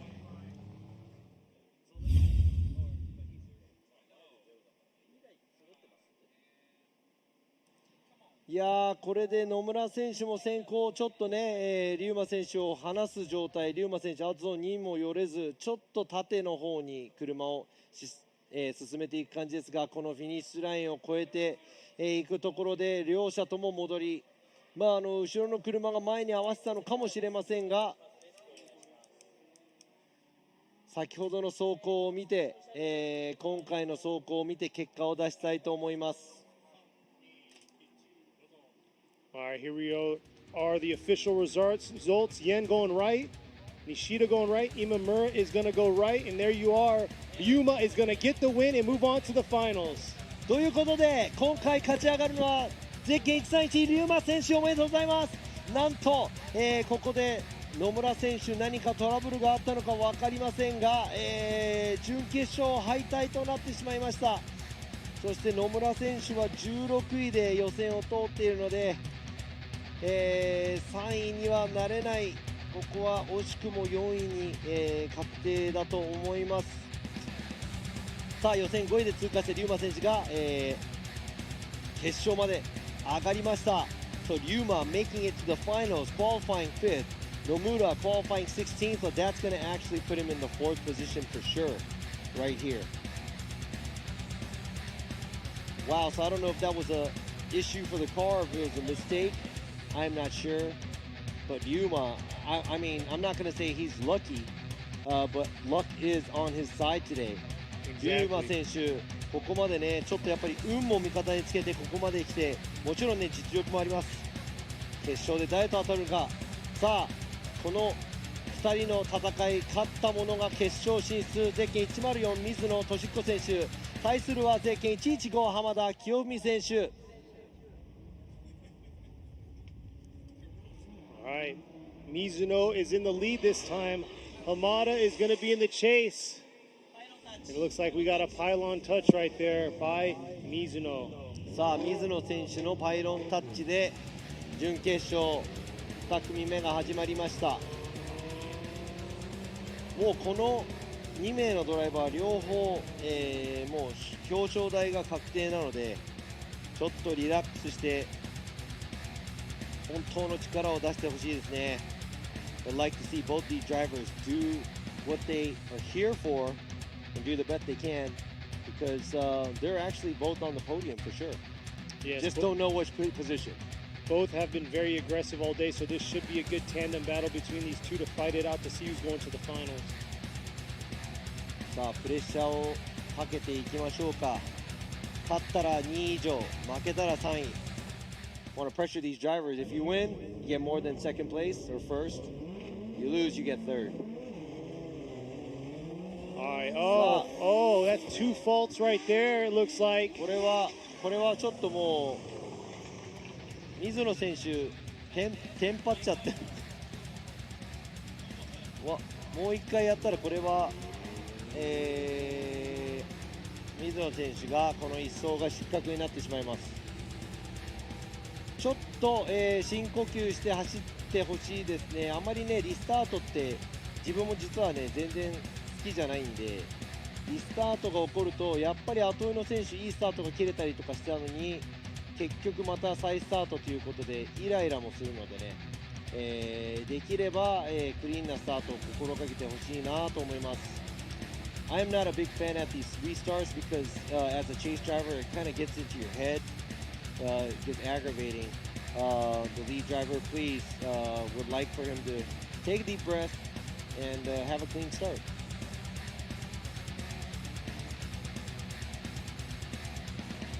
Alright, we'll see this time if Mizuno is going to be able to make it through the chicane. He's already at 2 faults, 1 more. It's going to DQ him. He's going to have to lose his shot at the lead.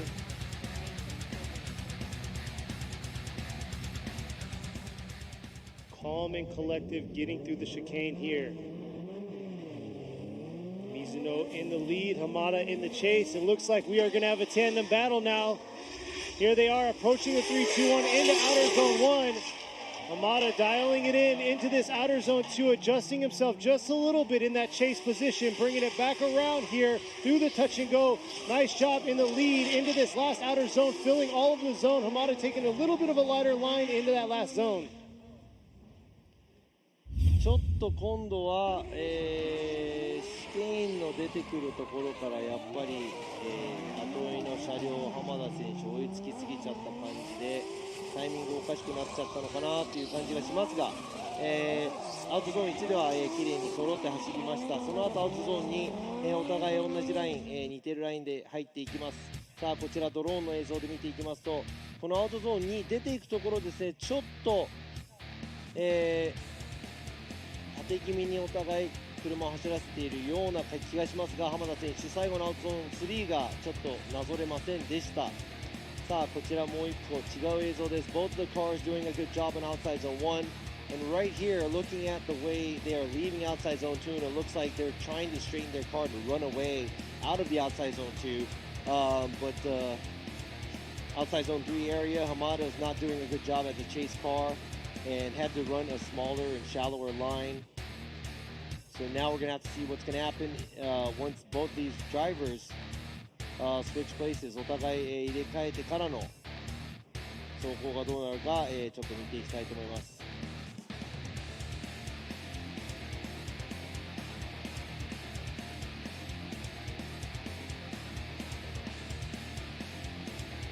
さあ今度は、ゼッケン115浜田清美選手が先行、そしてゼッケン104水野俊彦選手が後追いです。Tables are turned. Hamada's in the lead this time. Mizuno's in the chase, and here they are. Who's going to fill this last spot here? Bringing it around. Hamada dipping a tire right there through that outer zone 1, but bringing it back around to the outer zone 2 here. Chase keeping good close proximity to him. Switching back through the touch and go into this last outer zone.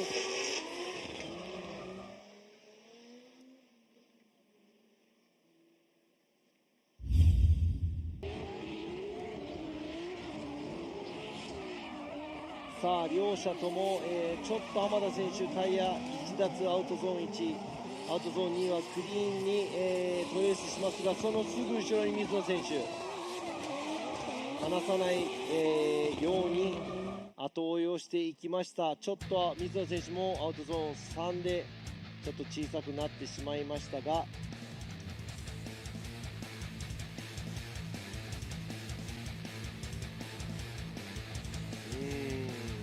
といったところですね。さあもう一度リプレイです。 Looking at the replays one more time here. Hamada dipping a tire at outside zone 1, and it looks like Mizuno keeping up a little bit better than how Hamada was when he was chasing, and Hamada not throwing so much angle leaving the outside zone 2 either.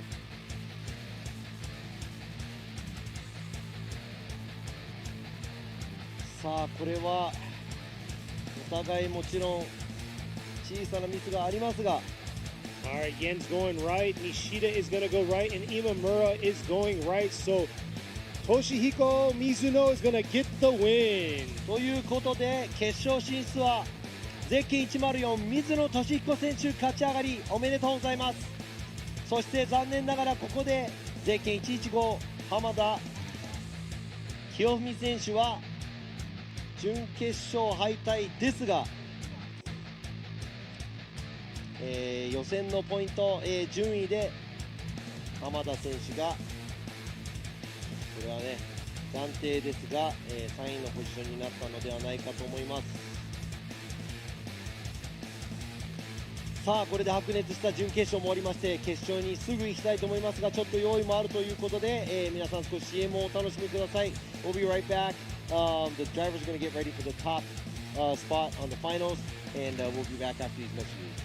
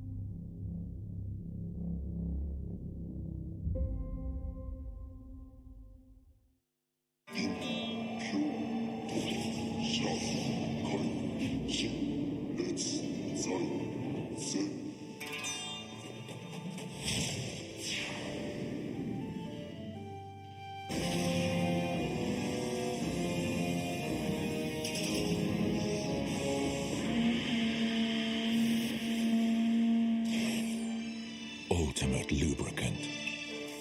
Mortis. What's up, guys? It's Frederick Alspo, and I use RSR suspension on all my drift cars. I love RSR. Iyo RSR Ichiban.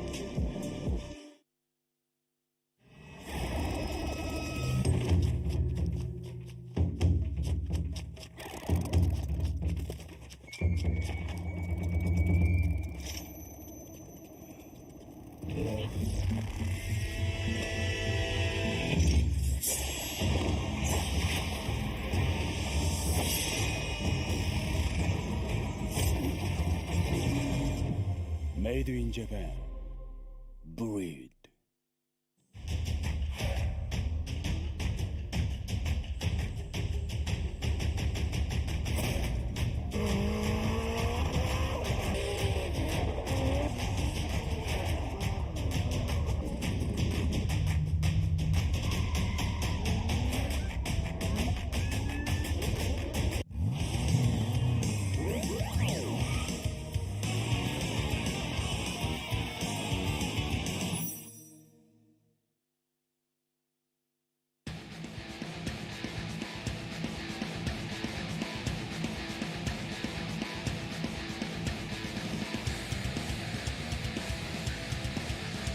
All right, this is it. We made it to the finals here for round 2 of the 2023 Yokohama Tire presents Formula Japan FDJ2 here at EBISU Circuit.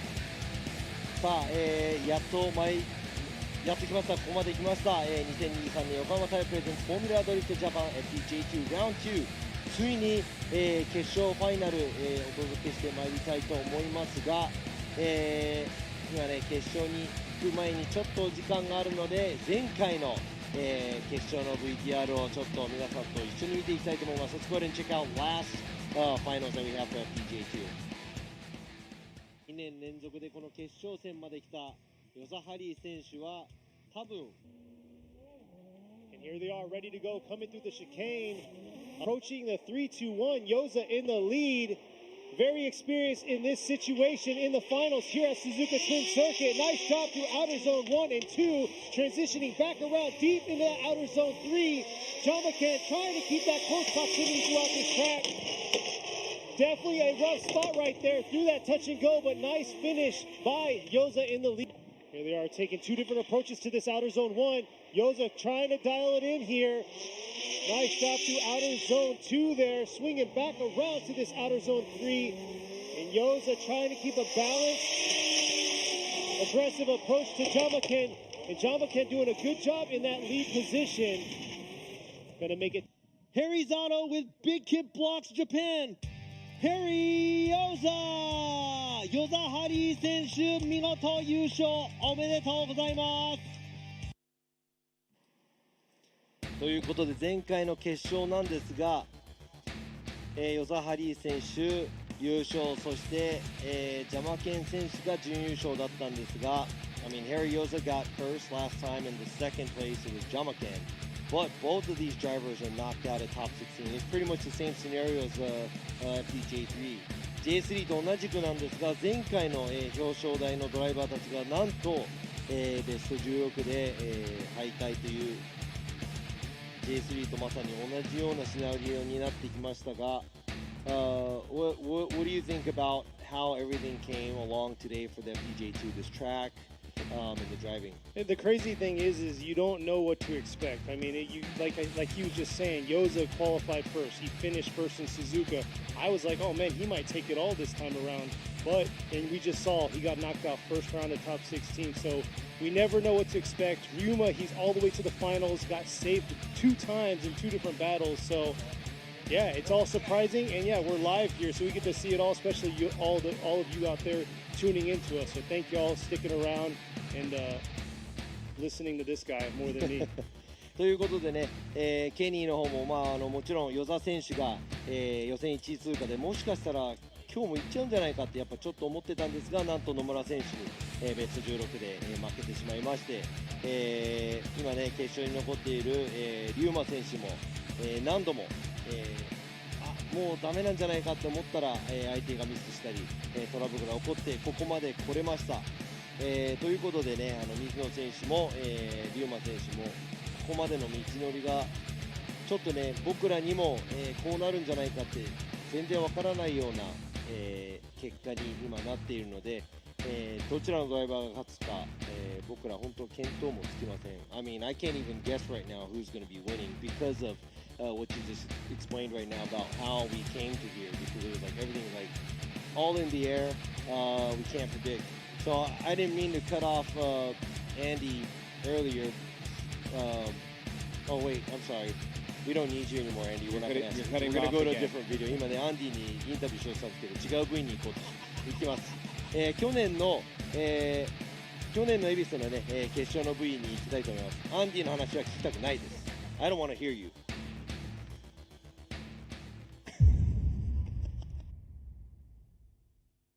And the live streaming, and everybody here watching. One, Lee Clark, nice aggressive approach. Look at that, ripping into outer zone 1, and there you go. Hodayuchi trying to dive in on him and close that proximity, but looks like he's getting a little left right there in outer zone 2 and not able to close that proximity through this outer zone 3. And Hodayuchi's going to adjust himself and see if he can throw down a solid lead run, and here he is approaching the 3-2-1. Real aggressive here coming into his outer zone 1. But look at that right there.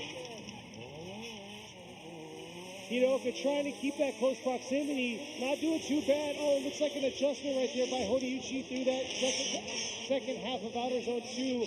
But a solid finish by both.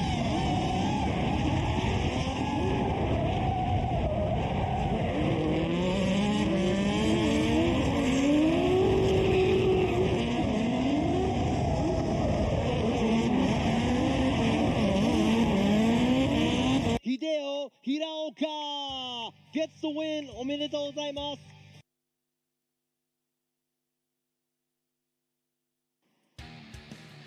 ということで去年の、決勝をご覧に、なったと思いますが、looking back at last year's finals here 2022 season of FDJ2, that was Hiraoka taking the win in the Blue 86. He is currently driving in the FDJ series. FDJ の方で今大活躍している平岡選手の、青い、86のマシンですが前回ここで、去年ですね、ここで優勝、そして2位だった堀内選手のマシン、現在堀内選手もね違うマシンで、FDJ の方を参戦しています。そして、堀内選手の、去年の FDJ2 のマシンを、椎名選手が、今回 FDJ2 で、走っていたんですが残念ながら予選敗退という、形になりました。Yes, just like you were saying, Sheena is now piloting Hodayuchi's car this year, but it is the third year for FDJ2. That's, we're moving along. We're making FDJ, the Pro Series, even better. And then we also got this year starting out FDJ3. So we had that top 16 earlier on today, so you can check that out if you want on the archive section. そうなんですね。で FDJ3 の方がね、ご覧になられてない方がいらっしゃいましたら、YouTube の方で、午前中配信した動画が見られると思いますのでぜひご覧ください。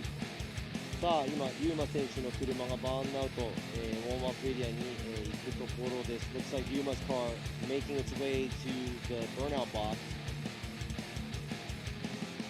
So we're about to see this final battle. I'm checking out some of the chat right now. My nails are doing very good. They're healthy. Kengushi called out my eyebrows. I'm hiding them right now, but yeah, they're doing good too. そうなんです。今ね画像に映っているんですがね、このライブストリームの方でもね、一応、僕らもねこのコメントとかチェックしてるんですがね、前々回ですね、ケニーの方眉毛がすごい長いという、指摘がありまして、この間切ってきました。Robbie's put me on blast. No, just explaining everything. でね、実はね、今回 J2 の方に出ている渡辺選手、髪を僕は前回切ってもらいました。One of the FDJ drivers, driver named Watanabe, actually didn't qualify, but I got my haircut from him last event. And that's where the whole eyebrows came in too, because they told me I had to tame them. So yeah. I listened to y'all. See, I listened to y'all. そうなんです。ライブストリームね、ちょっとねPA で聞いてる皆さん何の話かわからないと思うんですが、今ねこのライブストリームの方でも、トークが盛り上がってると思うので、ぜ時間があればぜひ見てみてください。Check out the live stream. In the comments of the live stream also, everybody's talking smack about all kinds of stuff. Now, before we go into that battle, let's go ahead and go back to Andy. さあこれでね決勝まで来たんですが、アンディ・エンジャッジ今後のね楽しみと言っていたんですが、What do you look forward to next time when you come back? Next time? I can't even think that far yet, but depending on which competition, definitely good tandem and just seeing everybody just advance and keep practicing and growing. A lot of stuff is that the guys that do get a lot of practice and get a lot of reps in, you can see that it really shows on the track. So it goes back to just getting the basics down and getting yourself out to practice, to really have seat time to test and tune all the different setups leading up to the event really shows at the end result for that. So, it's always a good time out here. Thank you for having me. And I'm looking forward to the finals right now. さあもちろんね、アンディ・エンジャッジも決勝をすごく楽しみにしていると思うんですが、まずね、ここに来られたことも嬉しいし光栄だと言っています。そして次回またいつ来るのかというのはわからないんですが、とにかく、この先見たいのがこのドライバーたちが、やっぱりいっぱい練習して、もちろん練習量が多ければ、何かにつながると思うので、そういうところを忘れずに、やっぱりドライバーの中でもいっぱい練習している人としてないドライバーっていうのがね、走り成果として、見えてきているんじゃないかなという感じです。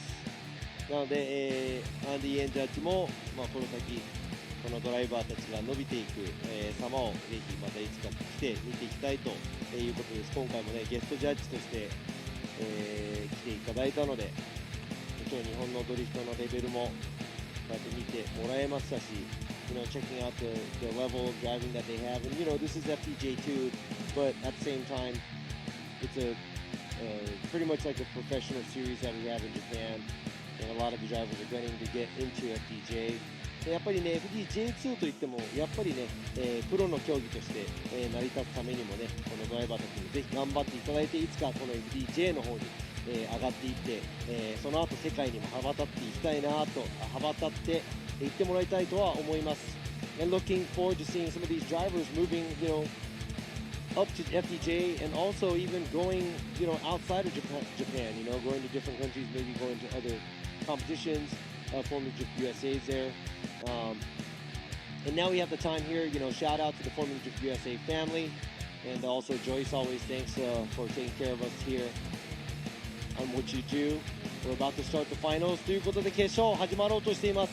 ゼッケン104、水野俊彦選手、ブラス・ブラック、MY、ガレドリ、海、鷲倉温泉、VS ゼッケン131、リューマ選手、サムライスタイルレーシング。さあ重量級のアリスト、そして2J を積んだ S15 シルビアと S15 with a 2J versus a big body Aristo. All right, 2J battle, but here they are coming through. Mizuno in the lead this time. Ryuma coming back around in the chase right here, trying to close that proximity around this outer zone 2. Oh, huge correction in that chase, coming back into this touch and go right here, into this outer zone 3. Oh, and overshooting it right there by Mizuno. Oh, not a good run right there. Let's see the replay. ちょっとぐちゃぐちゃになっちゃった、決勝なんですが、さあここでどのタイミングで誰がどうなったか見ていきましょう。さあここで縦にちょっとドリフトしてたかなというところ、そしてここなんと水野選手3奪。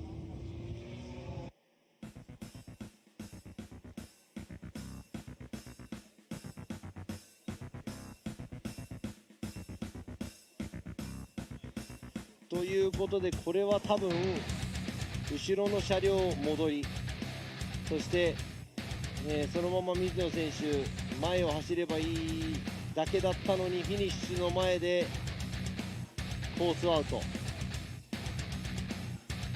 Yeah, so that looks like a huge correction by Ryuma at the outside zone 2. So he pretty much incompleted. And all Mizuno had to do was finish the track, but he went off course. 3 tires off at the outside zone 3, so he incompleted 2.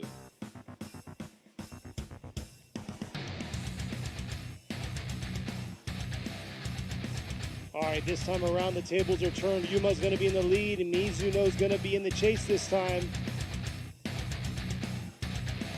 Yuma's got to throw down a solid lead run here.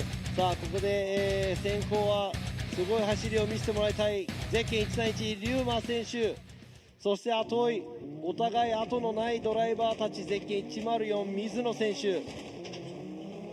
This could be the last run of the day right here. Here they are approaching the 3-2-1. Coming in, Yuma into outer zone 1. Here's the attack right here into that outer zone 2, bringing it around. Both drivers getting right back on it. Nice mimic in the chase right there. Finalizing here through that last outer zone.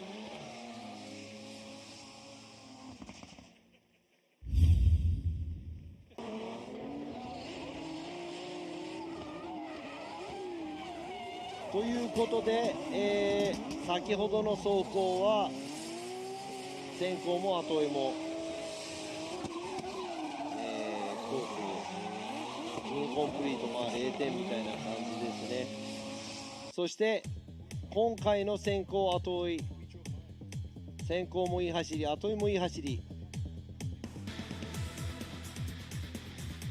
これが1走目でもう1個入れ替えてやるんだったら嬉しいのにと思いますが、先ほどの結果、そして今回の結果を見ます。これで勝者が決まるのか。Do we have a winner here? After these 2 runs? I don't know, we'll see here. This time around here, this run was pretty good between the lead and the chase. Obviously, the first one, they both had their mistakes made. Yeah, this was perfect. If this was the first run and we go to the second run, it'll be great because both of the drivers did a good job. さあ、これが出たということは Oh, we got a one more time. There you are. When we see this screen in the finals, it's going to be a one more time battle between these two drivers. このスクリーンが決勝で出たということはもう一回one more time です。もう一回走っていただきましょう。At first I thought there was going to be a leak on who won. I was like, oh, it's like that today? But there you are. We're going to see a one more time battle between these two.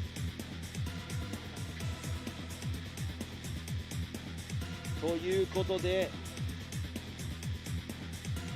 お互いのドライバーピットに戻っていきます。今ねちょっとスタンドにいる方には見えないかもしれないんですが、ライブストリームで放送している、ピットの方の様子見られますが、 So we got both of the drivers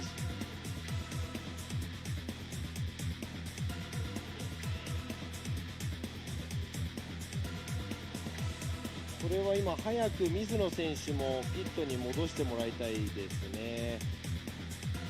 Yeah, I would like Ryuma's car to get out of the way so Mizuno can hurry up and get to the pits too because ですね。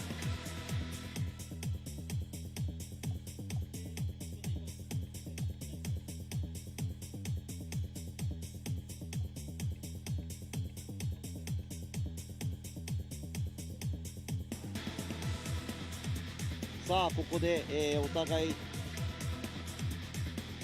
もし必要ならば給油、あとはタイヤ交換で、決勝戦もう一度戦ってもらいましょう。 Let's go ahead and see them battle it out again after the numerous mistakes that both the drivers had. お互いね、先行でも後追いでも、ミスを犯してしまった。そして入れ替えて、今度は先行後追い両者ともいい走りをしてしまったということで、ワンモアタイムとなってしまいました。So both of the drivers making a huge error in the lead position and the chase position. Both incompletes. Second run, Ryuma does a good job. Mizuno does a good job. Both the drivers does a good job. One more time. Simple as that. So these drivers aren't making it easier for these judges up here. So we're going to see them battle out one more time once they get their tires swapped out.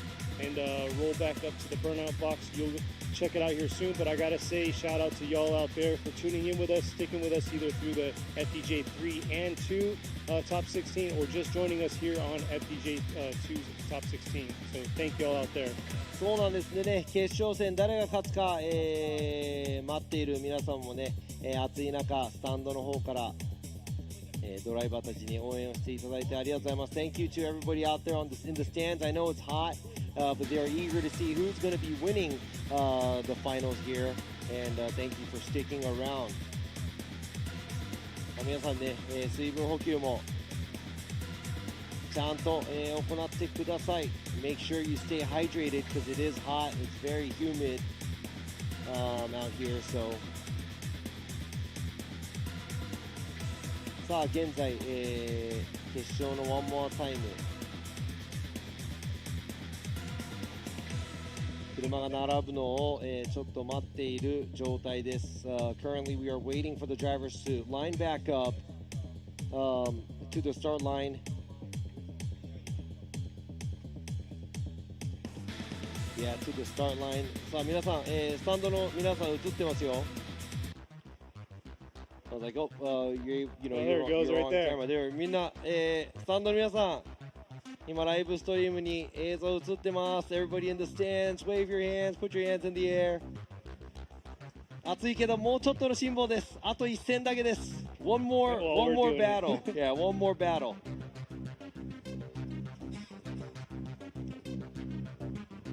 でやっぱりね、お互いミスがあったんですが、頑張った末のミスなのでね、皆さんにもっといいものを見せようと、努力した結果、残念ながらにね、ワンモアタイムになってしまいましたが、both of the drivers probably wanted to do as best as they can to show off their skills, but maybe went a little too far and both made their own mistakes.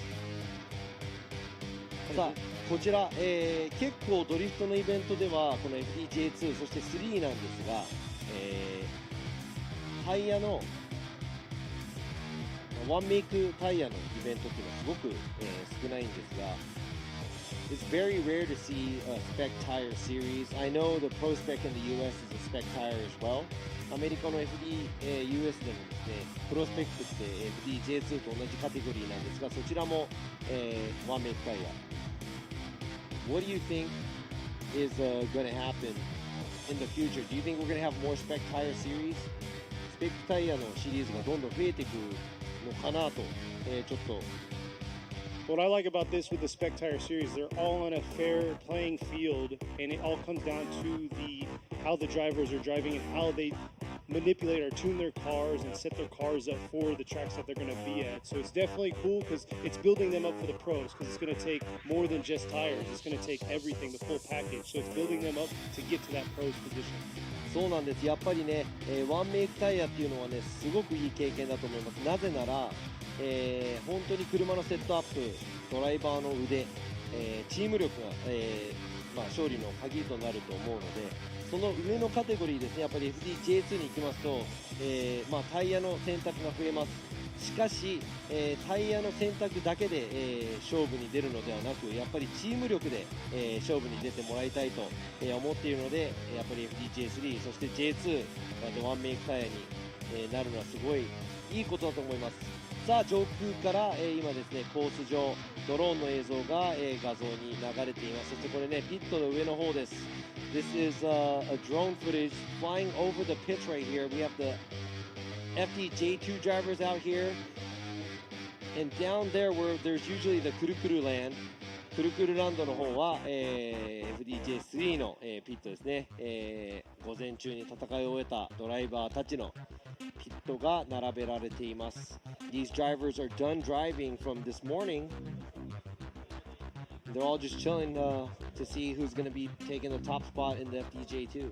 Yeah, exactly. Hats off to EBISU Circuit. If you haven't been here, most of y'all probably know this place. It's like the drift mecca, the playgrounds for drifting here in Japan. Multiple courses. They do mod cities every season. It's 24-hour, I believe, drifting for 2 days straight. So yeah, definitely look them up. If you're in the area or you want to do some drifting, come on out here. そうなんです。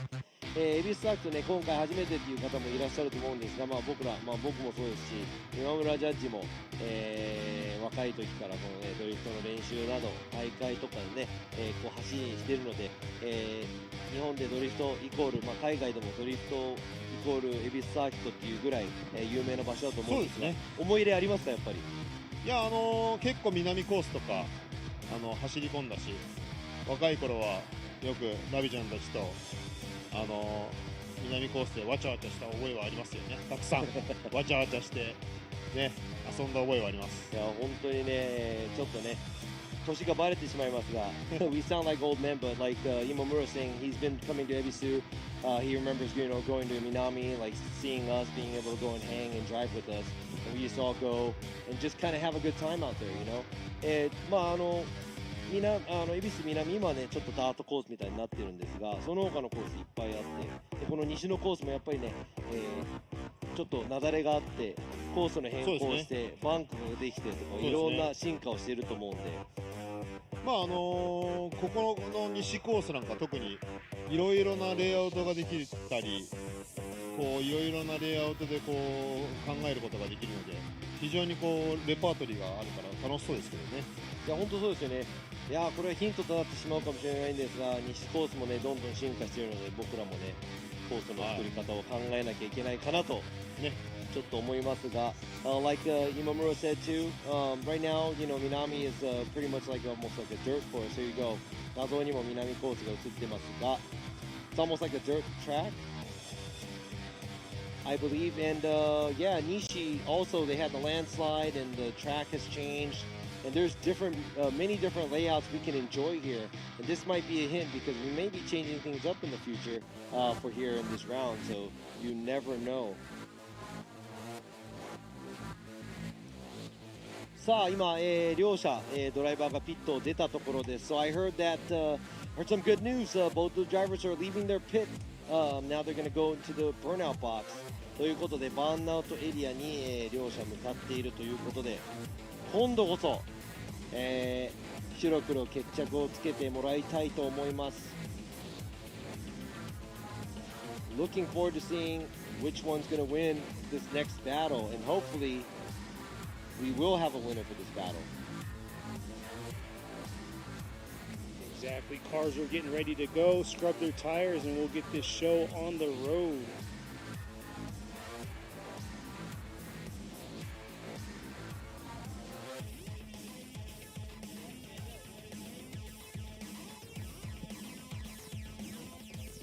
さあ車両がウォームアップエリアに入っていきました。 The cars are in the burnout box. 皆さんお待たせいたしました。今度こそ、決着つくと思います。 I think there's going to be a winner next time. I hope there's going to be a winner next time. So let's see here. But yes, we finally made it. This is going to be it. Hopefully the final run that we're going to see, final battle here at round 2 of the 2023 Yokohama Tire Presents Formula Drift Japan FDJ2 Series. That's round 2. We've already gone round 2. It's been 9 weeks since our first round. We're here at EBISU Circuit West Course, Fukushima Prefecture, and we've had beautiful weather all weekend long.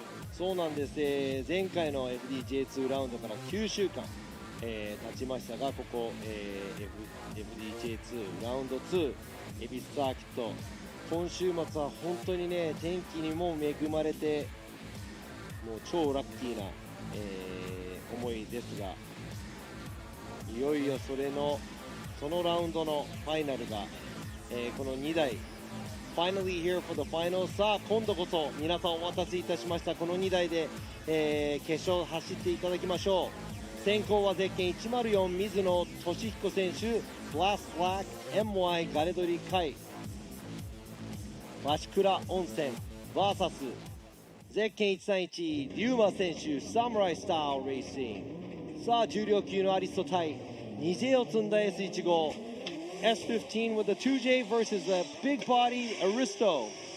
And here they are coming into outer zone 1. Nice job there. Nice chase there. Swinging it back around into the outer zone 2. He's got to hang on to that proximity to him. Leaving that outer zone 2. Bringing it through this touch and go. Mizuno doing his thing in the lead this time. Holding on. さあ細かいミスはありましたがお互い走り切りました。Both of the drivers making small mistakes, but both of the drivers finishing the track. さあここでリューマ選手がアウトゾーン1から2に行くところ、少し近づきすぎてアウトゾーン2の部分離れてしまいましたが、お互いなかなかの走りではないでしょうか。水野選手も先行でいいラインを取れていると思います。さあこちらドローンの映像、ここでアウトゾーン1過ぎたあたり少し、急接近しましたリューマ選手の車体。それに動じず水野選手は淡々と前を走るのみです。お互いフィニッシュラインを越して、ドリフト状態を保てました。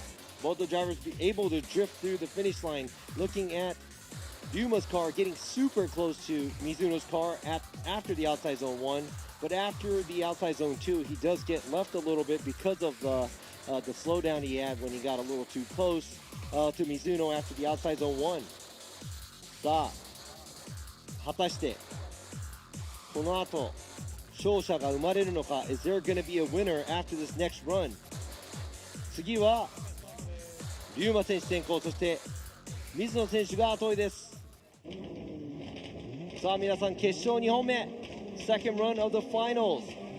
Let's see if おっとこれはフライングかな。フライングですね。リューマ jumps the light.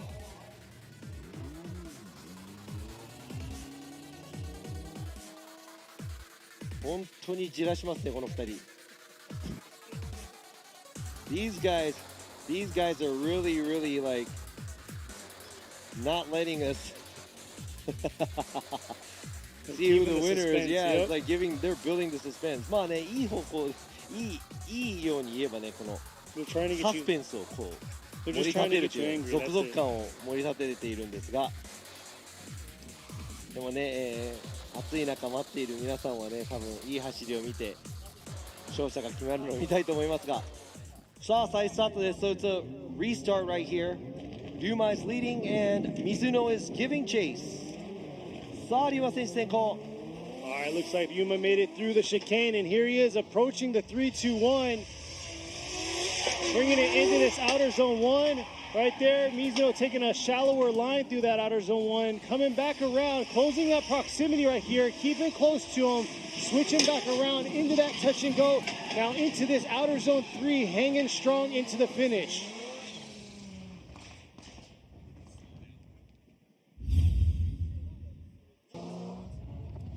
ちょっとこのストレートでリューマ選手アクセルを抜いたのかペースがちょっとおかしくなってしまいましたが、ここで、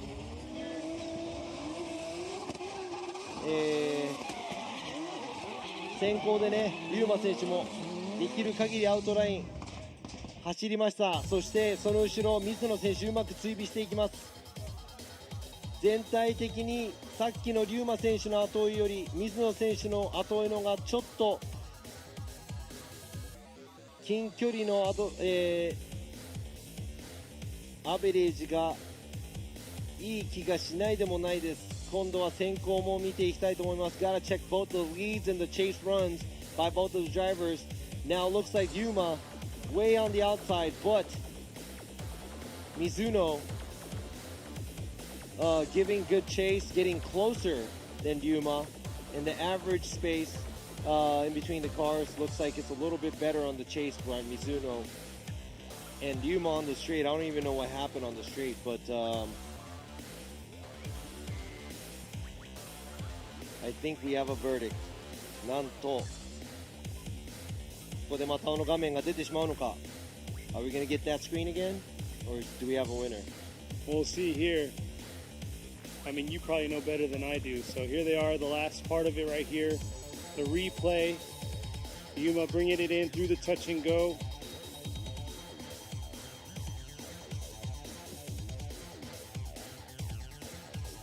All right, y'all can see right there on the screen the van pulled up. It looks like we have a verdict on who's going to win round 2 here at the 2023 Yokohama Tire Presents Formula Japan FDJ2 Round here in EBISU Circuit West Course. さあやっと、皆さん、決まったみたいです。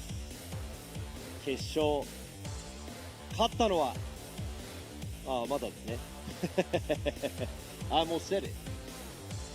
決まったのでね、ドライバーのトップ3のドライバー3名こちらにちょっと集まっていただきましょう。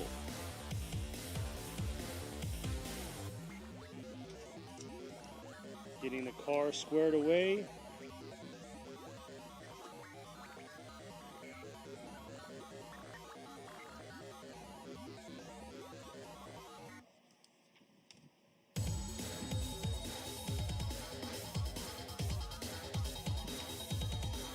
さあ今スタートラインの方に、表彰台3名のドライバーが、こちらに向かおうとしています。今日ね、お互いまずはリューマ選手ワンモアタイムの末ザマケン選手に勝ち、ラバー博士にも勝ち、そして野村選手にもなんと準決勝で勝利し決勝までやってまいりました。そして反対の山水野選手2位通過で、なんとか星選手に勝ち池本選手にも勝ち、そして準決勝では浜田選手にも、勝ちました。ここで決勝戦龍馬選手対水野選手という、カードとなりました。さ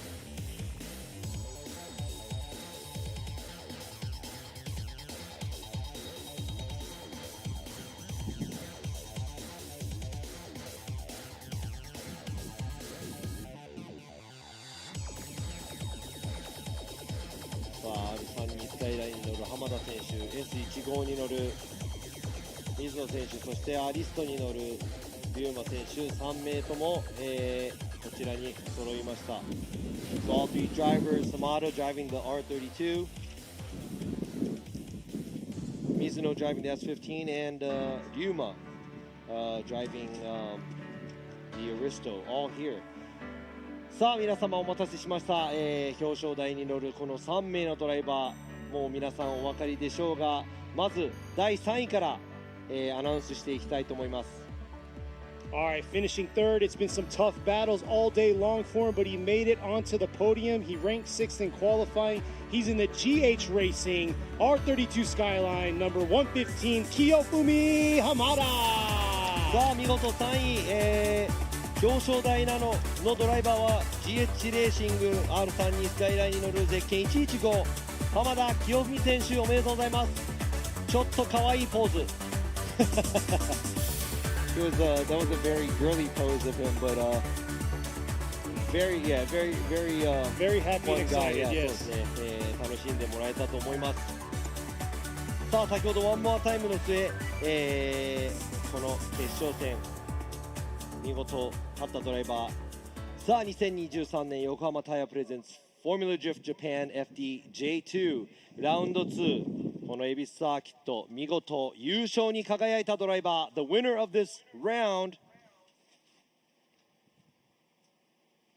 driving the Blast Black M&Y ガレドリ鷲倉温泉 S15 Sylvia car number 104 Toshihiko Mizuno gets the win. おめでとうございます。水野俊彦選手、見事、この恵比寿ラウンド優勝に輝きました。おめでとうございます。そして、惜しくもワンモアタイムの末2位になったドライバー、 And getting second here, fighting through all the turmoil that he went through throughout these battles. He was sitting 5th in qualify. It's going to be in the Samurai Style Racing JZS 161 Aristo, number 131, Ryuma. おめでとうございます。リューマ選手、若いドライバー、今回ラウンド2でこの大きい車体のアリスト見事、2位入賞というところです。 So that's it here. Ryuma takes second, Mizuno takes first, and let's go ahead and ask Mizuno how he feels right now. さあ、水野選手見事今回ラウンド2ですが、優勝できました。そして今の心境お願いします。はい、まず非常にもう嬉しくてたまらないです。開幕戦で本当に優勝する気でいってがっつり予選落ちして、ここ恵比寿で絶対勝つと思ってこの2学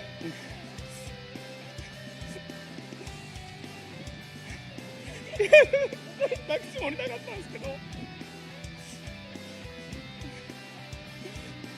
本当に勝ちたくて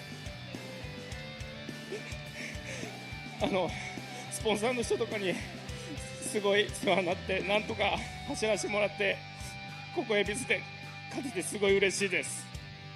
ありがとうございました。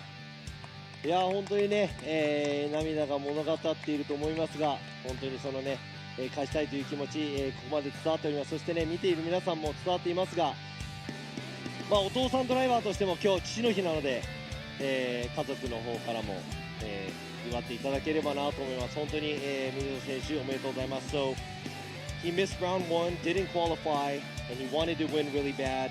But now he's really, really happy he was able to win here at EBISU, and that's why he came here just to win. And he didn't mean to start crying, but everything just came up and the emotions came through, and he's able to win, and he's just super happy about that. He's really, really happy and glad that his sponsors helped him out, and he wants to thank everybody. ということで、今ねやっぱり、若いドライバーのこのリューマ選手もね、堂々の2位だと思うんですが、今回ちょっとやっぱり危ないというところ、通ってきましたがなんとか、それを乗り越えて、決勝戦まで勝ち上がってきました。今の心境をお願いします。本当に危なかったんですけどここまで来れたのはもうとりあえず本当に嬉しいです。でここまで来れたのはもうここに貼ってあるスポンサーの皆様だったりお父さんお母さんだったり関係者の皆さんのおかげでここに入れると思うのでまた次のラウンドからも頑張っていきたいと思います。ありがとうございました。おめでとうございますね。堂々の2位なので、こちらもリューマ選手ね、お父さんがピットにいるので今日お父さん父の日なので、ぜひお祝いしてあげてください。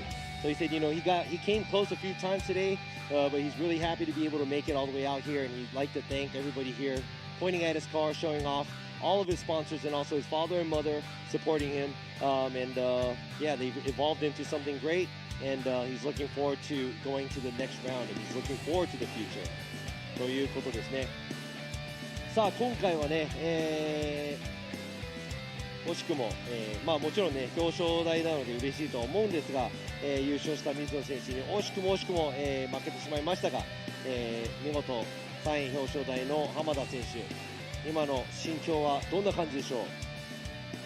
皆さんありがとうございました。3位という結果なんですけど、今年の目標が見せる走りということで、見せれたかなっていうのがあると思うんですけど、実は単走2本目の走りをずっと目指してて、あれで決まればもっと盛り上がったかなみたいな。あとはもうお客さんいてのドリフトだと思うんで、僕はもうこの先も見せる走りでいきたいと思います。ありがとうございます。いやありがとうございます。いや見せる走りをねどんどん見せてくれてるのは本当に、ありがたいです。これをね見に来ているお客様も多分いっぱいいますし、ライブストリームを見ている人たちもいっぱいいると思うので、So he'd like to thank everybody, and being third it's great, and he just wanted to come to show off his skills and do something great, to be able to do good runs, and that's what he was going for his second qualifying run.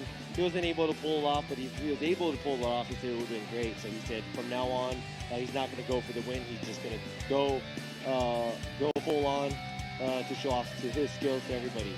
ということで、浜田選手もお父さんなので今日は、父の日おめでとうございます。ということでね、さっき言いましたよ、聞いてなかっただけです。水野選手、もうねもちろんお父さんドライバーなので皆さん、おめでとうございます。ということで、この3名のドライバーが今回、ラウンド2 FDJ2 ラウンド2の、表彰台のドライバーです。So happy Father's Day to two of the drivers, and also Ryuma's father. He must be a proud dad, but congratulations to them and happy Father's Day. These are your 3 podium drivers here at the 2023 Yokohama Tire Presents Formula Drift Japan FDJ2 Round 2 EBISU Circuit 2023年横浜タイヤプレゼンツフォーミュラードリフトジャパン FDJ2 ラウンド2の恵比寿サーキットの、3名またねこれが心に残る、ラウンドになるでしょう。そしてこの先も、いっぱいラウンドがありますが、振り返って What did you think about today?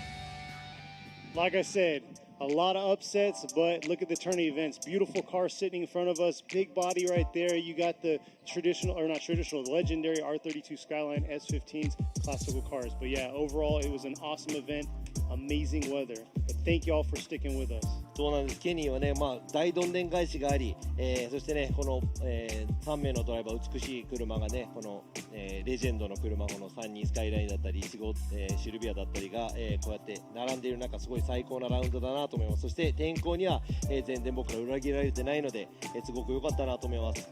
さあ続いては、アンディ・エンジャッジにも、アメリカからせっかくご紹介したので、ちょっと今日の感想を聞いてみたいと思います。How was it today? Just overall. Overall, it was great. First of all, it's just again, thank you for having me back here. And it's awesome to see four-door big body cars again. It looks completely different. But no, the competition was good. In the beginning, of course, everybody was getting feel of the track. And all their setups are dialing it in. And I want to say definitely nerves probably got to some of the best of them. But we also wanted to touch back on some of the runs that could have been executed or finished off the bat right away. But some of them are still trying to get away in the lead car position. You can see them shallowing up, kind of just not as aggressive as they look during qualifying. So, really want to dial that back down and just focus on a solid run and just put on a good show for everybody that came out here. ということでね、アンディも、ここに来れたのも嬉しいし、ありがとうという、ことで、今日は本当に良かったよねみたいな、4ドアの車もやっぱいいよねみたいな感じで言ってるんですが、本当に今回、いいラウンドだなと思います。そしてコースに慣れていってどんどんセッティングを煮詰めていくドライバーたち、そして多くのドライバーは多分まだね緊張に潰されながら、ミスを犯したりとかもしていると思うので、そこら辺ももっといっぱい練習をしながらいいものを皆さんに見せられるようにしてもらいたいと思います。あとはやっぱり追走になってくると、単走とはちょっと違って先行がやっぱりまだちょっと逃げようとしている部分があるんじゃないかなと思っているので、この先も皆さんね先行走るときは堂々と、予選の走りを、できるように前でやっていただいて、もっとアグレッシブな走りをしてレベルアップにつなげていってもらいたいということです。そして最後に、今村陽一ジャッジ、一言今日振り返ってどうでしょう。2日間ともFDJ2、FDJ3 の選手が、非常にイベントを盛り上げようとねしていい走りのがたくさんあってよかったなっていうのがまず第一印象ですね。はい。So looking at the 2 days, the J2 and the J3 series, he saw the drivers. They made an effort to make the event better by doing great runs, and they were making some impressive runs. ぜひこうやって熱い走りをどんどんしてお客さんをね楽しませてくれればまたねいい方向に行くんではないかなというふうに思います。そうですよね。He would like to see more of this exciting driving and impressive driving. To impress all you guys out there, spectators, and also the live stream, watching the live stream, to make you guys happy, to fulfill what you want to see, through driving. 個人的には最後アンディと久しぶりに審査ができて楽しかったです。So personally, he's happy because he is able to judge with Andy, because it's been a while. It's been about 4 years. 4年ぐらい経っているので。ということでですね、今回も長々と皆さんありがとうございます。で、お越しの皆さんもね、お気をつけてお帰りください。Everybody out there watching the live stream and also made it out here, make sure you drive home safe. ライブストリームを見ている皆様ありがとうございました。そしてこちら、次のスケジュールです。FDJ2 ラウンド3スポーツランドスゴ、7月21と22。そして、FDJ ラウンド4が、スポーツランドすぐ同じですね。1と2、同時週末開催7月22、23。そして FDJ2、そして J3 のラウンド奥伊吹モーターパークで、同時開催8月26、27となります。Those are the dates of the FDJ 1 and 2, which is going to be July 21st to 23rd. At Sportsland Sugo, and for the FDJ2 J3 round that we have next is going to be in August 26th to August 27th at Okubuki Motor Park. But also next week we have Formula Drift US. Robbie will be there, so go check him out. Go say what's up, or join him on the live stream. Check them out and give them some love also. そうなんですね。今週末終わってから来週、フォーミュラドリフト USA ニュージャージーがあるので、それも、ライブストリームでぜひご覧ください。ということで、ケニーもありがとうございました。アンディもありがとうございました。そして陽一くんもありがとうございました。Thank you to these three and also myself for taking care of all this, and we'll see you guys next time, and you guys make sure you tune in next weekend in the next rounds that we are here at FDJ. 皆さんさようなら。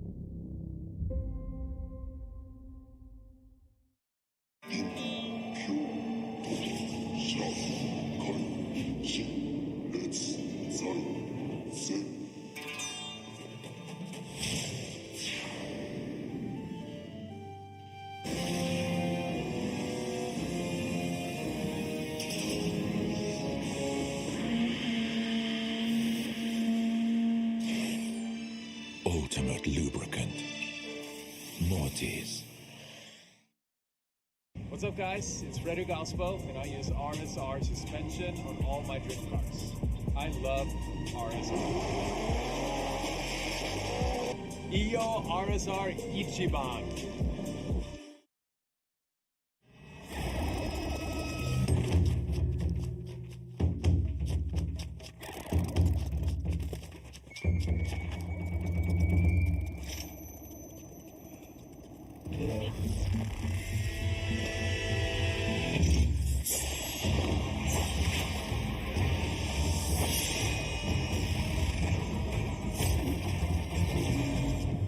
Made in Japan.